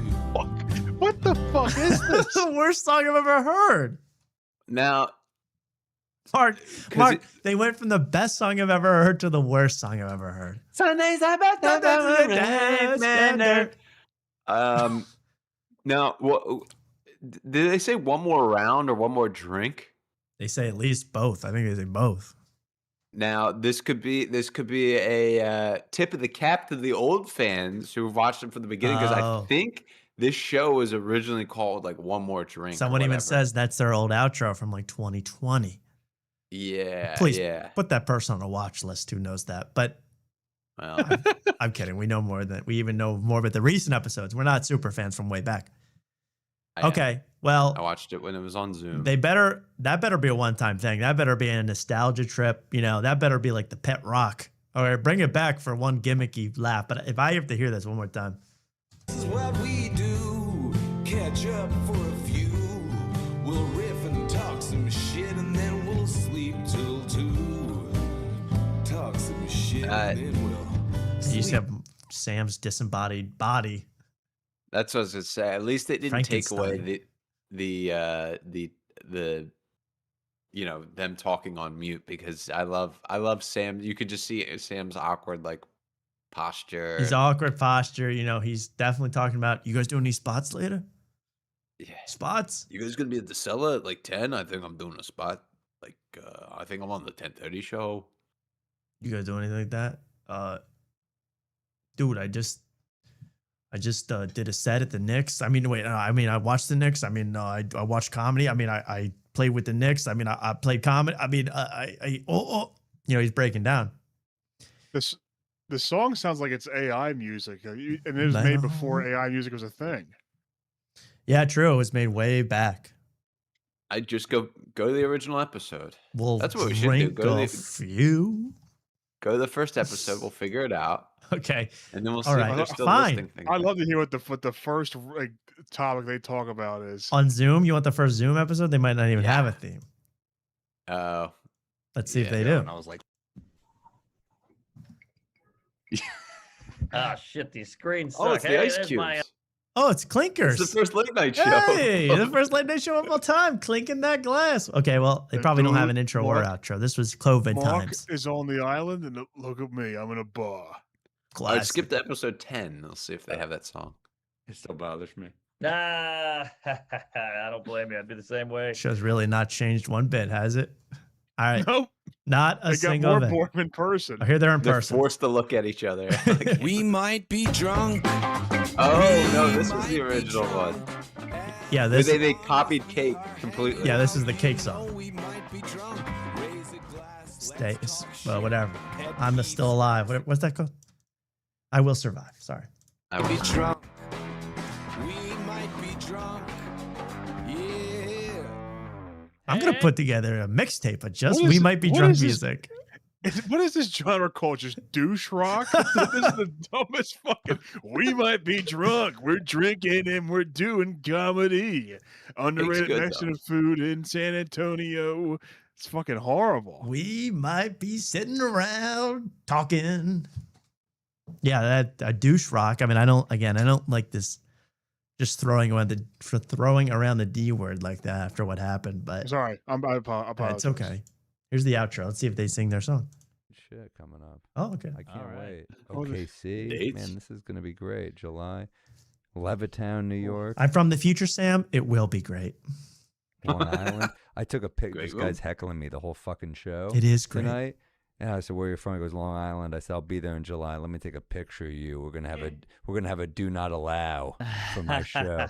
Click. There you go, folks. Wow. Don't heckle. Badass. Unless you want to get dusted. And then we'll film it and put it on the internet. I pummeled this motherfucker.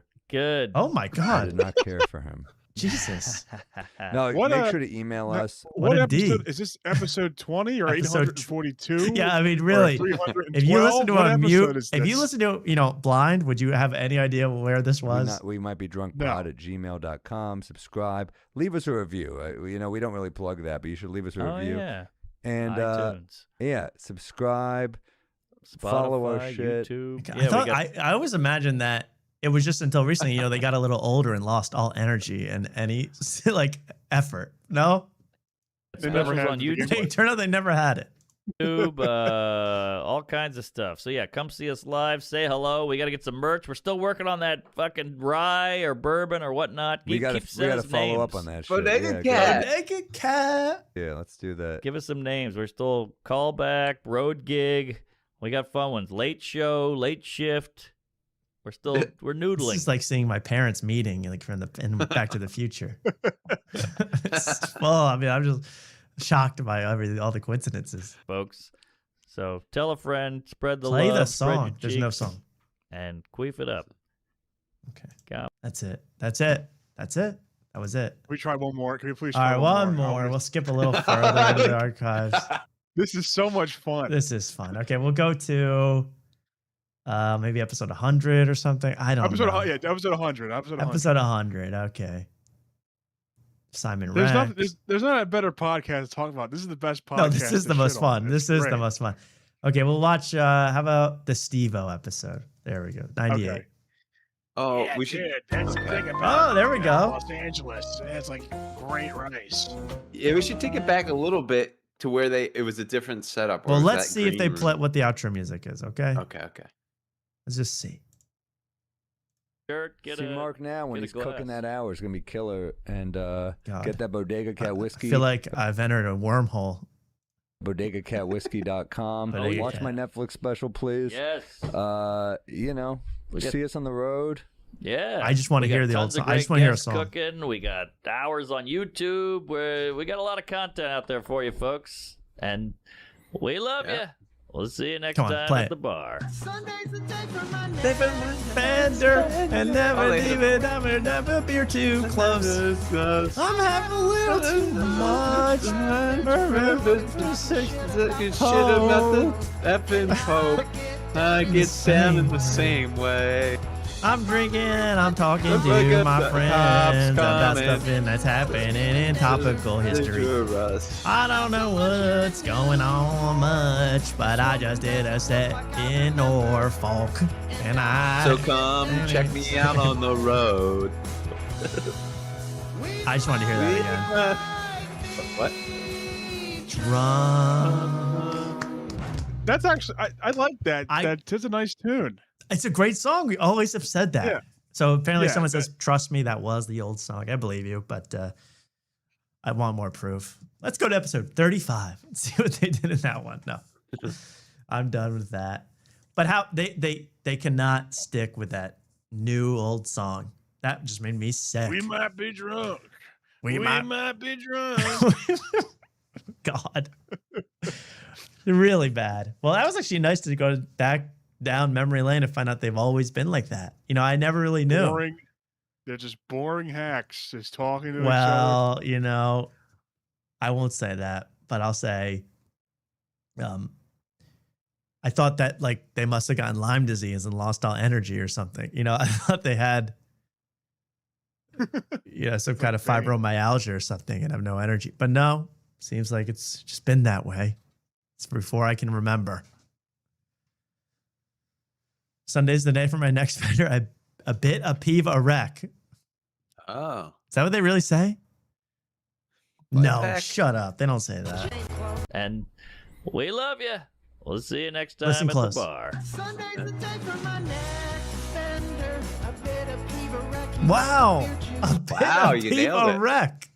I never got that lyric at all. It's about the segments. Oh my God. Yes. What is wrong with us? Where did I fall? Where did I fall? Do you think they got rid of the song because they refer to Beer Jew because they used to have a bartender, but they don't have it anymore? And Beer Jew is just out of context. Sounds horrible. Yeah, beer. It sounds like, yeah, they're just yelling at someone. I don't know, maybe, but we'll have to check in next week, Mark, obviously, and see if they've stuck with the new song, the old song. The old song is the new song, and what's new is old again on We Might Be Drunk. I can't believe it. I'm shocked. Yeah. I'll be honest, I didn't have time to watch the whole thing. I knew Don't worry about I it. watched some of it. Don't. I knew Colin and Jim would they take talked. over. But yeah, I was too focused on Christina P, catching up on, of course, God, all I my know. diehards. Of course. If I seemed off the last couple weeks, it's because I was going in the show, not being fully caught up on Die Hard, and that takes a mental toll doing the show. What and did not you being learn caught up from on all Die your rewatching of Die Hard now that you're caught up? He was complaining about a lot of things that Sure. to pinpoint them, I can't remember all of them. I know he said something about picking yourself up by the bootstraps, kind of that type of thing, and he got a lot of blowback. Yes. And he kind of stood by it, which, that's what you do. You don't apologize for Never. saying something and then Never. writing something and then saying something different. But He also wrote, Luke's not going to like this. Oh my God, I'm not logged in. God damn it. Oh. Maybe I can find it anyway. Oh, there's Ben Avery retweeting Jeff Dye. God damn it. Here it is. Shout out to Ben Avery. Jeff posted the clown's prayer. Luke? Do you usually read this every night, Luke? I read this every time I go on stage. Before I go on stage, Clown's prayer. Little clown's prayer. Father, let someone write douche on my windshield since I am a clown. A douche would have, a clown would have already written douche on their windshield to make others laugh. Think about it like that, Jeff. Maybe that'll help. Well, there we go. Absolutely fun. And by the way, hey, I forgot. See, I always forget one thing, and this was important about this whole mystery. I'd like to hear from one more person about this whole event. And luckily, I sent out a message. And I asked, I contacted Jeff Dye's manager. And I asked Jeff Dye's manager his thoughts on Laura Keitlinger, the woman that defaced Jeff Dye's car. And here's what he had to say. She wasn't the fucking villain! She wasn't the villain! She was never the fucking villain! She was never the fucking villain! You just blamed her because it was easier. It was easy for you to twist the fucking story rather than face your fucking guilt. Instead of admitting you were wrong, you made her the problem. You called her difficult. You called her dramatic. You called her toxic. Anything to justify your actions. The truth is she was never fucking perfect. No, but she didn't deserve the way you fucking treated her. She gave. She cared. She fucking tried. You didn't want to take responsibility. True. So you rewrote the past to make yourself This feel never ends. fucking better.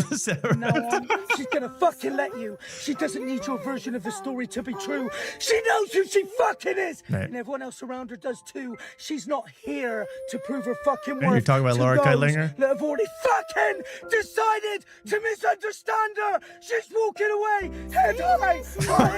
Head high. I missed him. I was wondering what he was up to. Yeah, he's been around. Some people absolutely hate him. How do you hate him?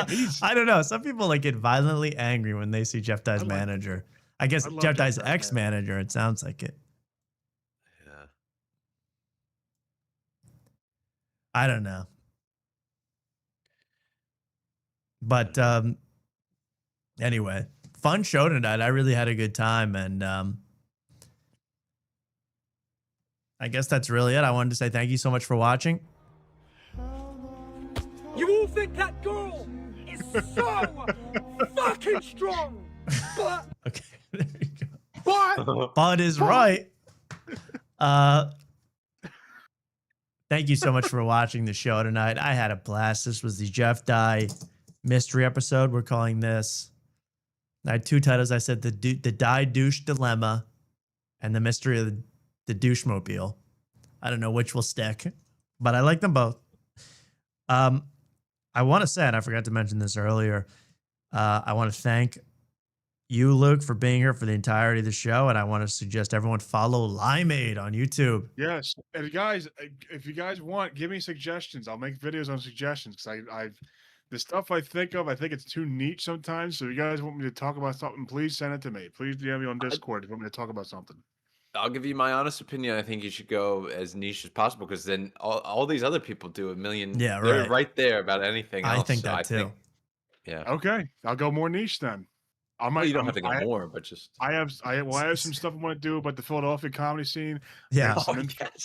I'll get some intel on the Pottstown comedy scene. So I'll start posting. That's what I mean. I personally love niche, but you're gonna end up like making videos about exposing Adam Flick for like nobody to watch. Yeah, I know.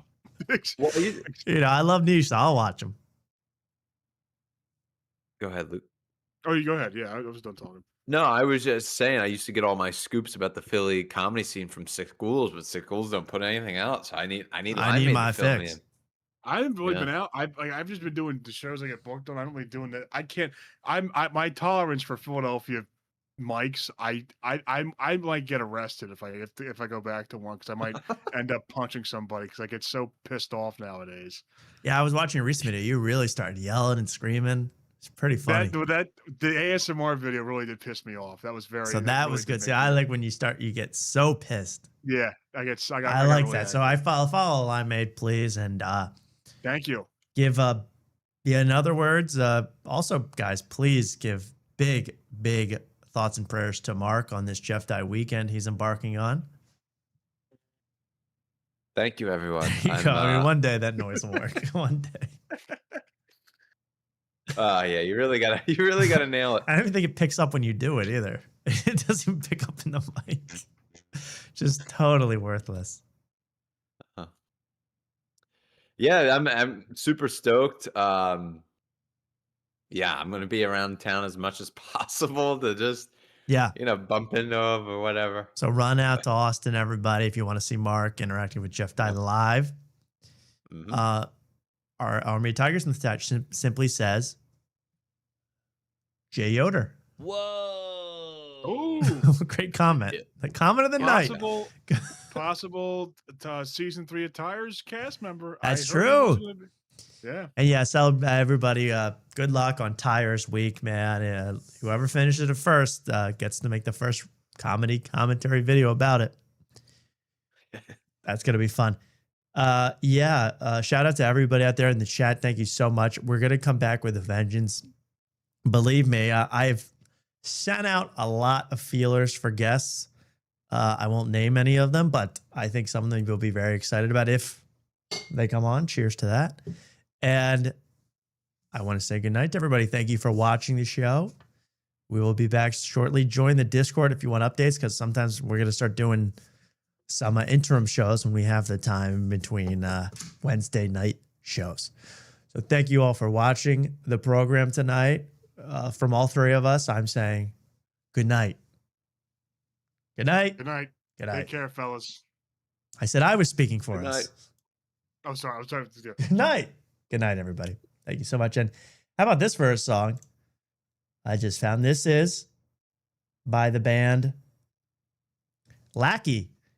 Don't know this band very well, but I'll tell you this. The name of the song, hey, man, shout out to Hypno. He's a new resident of Philadelphia. This song is called Conchi Girls.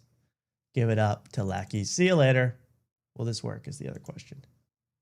There we go. See you, fellas. Bye.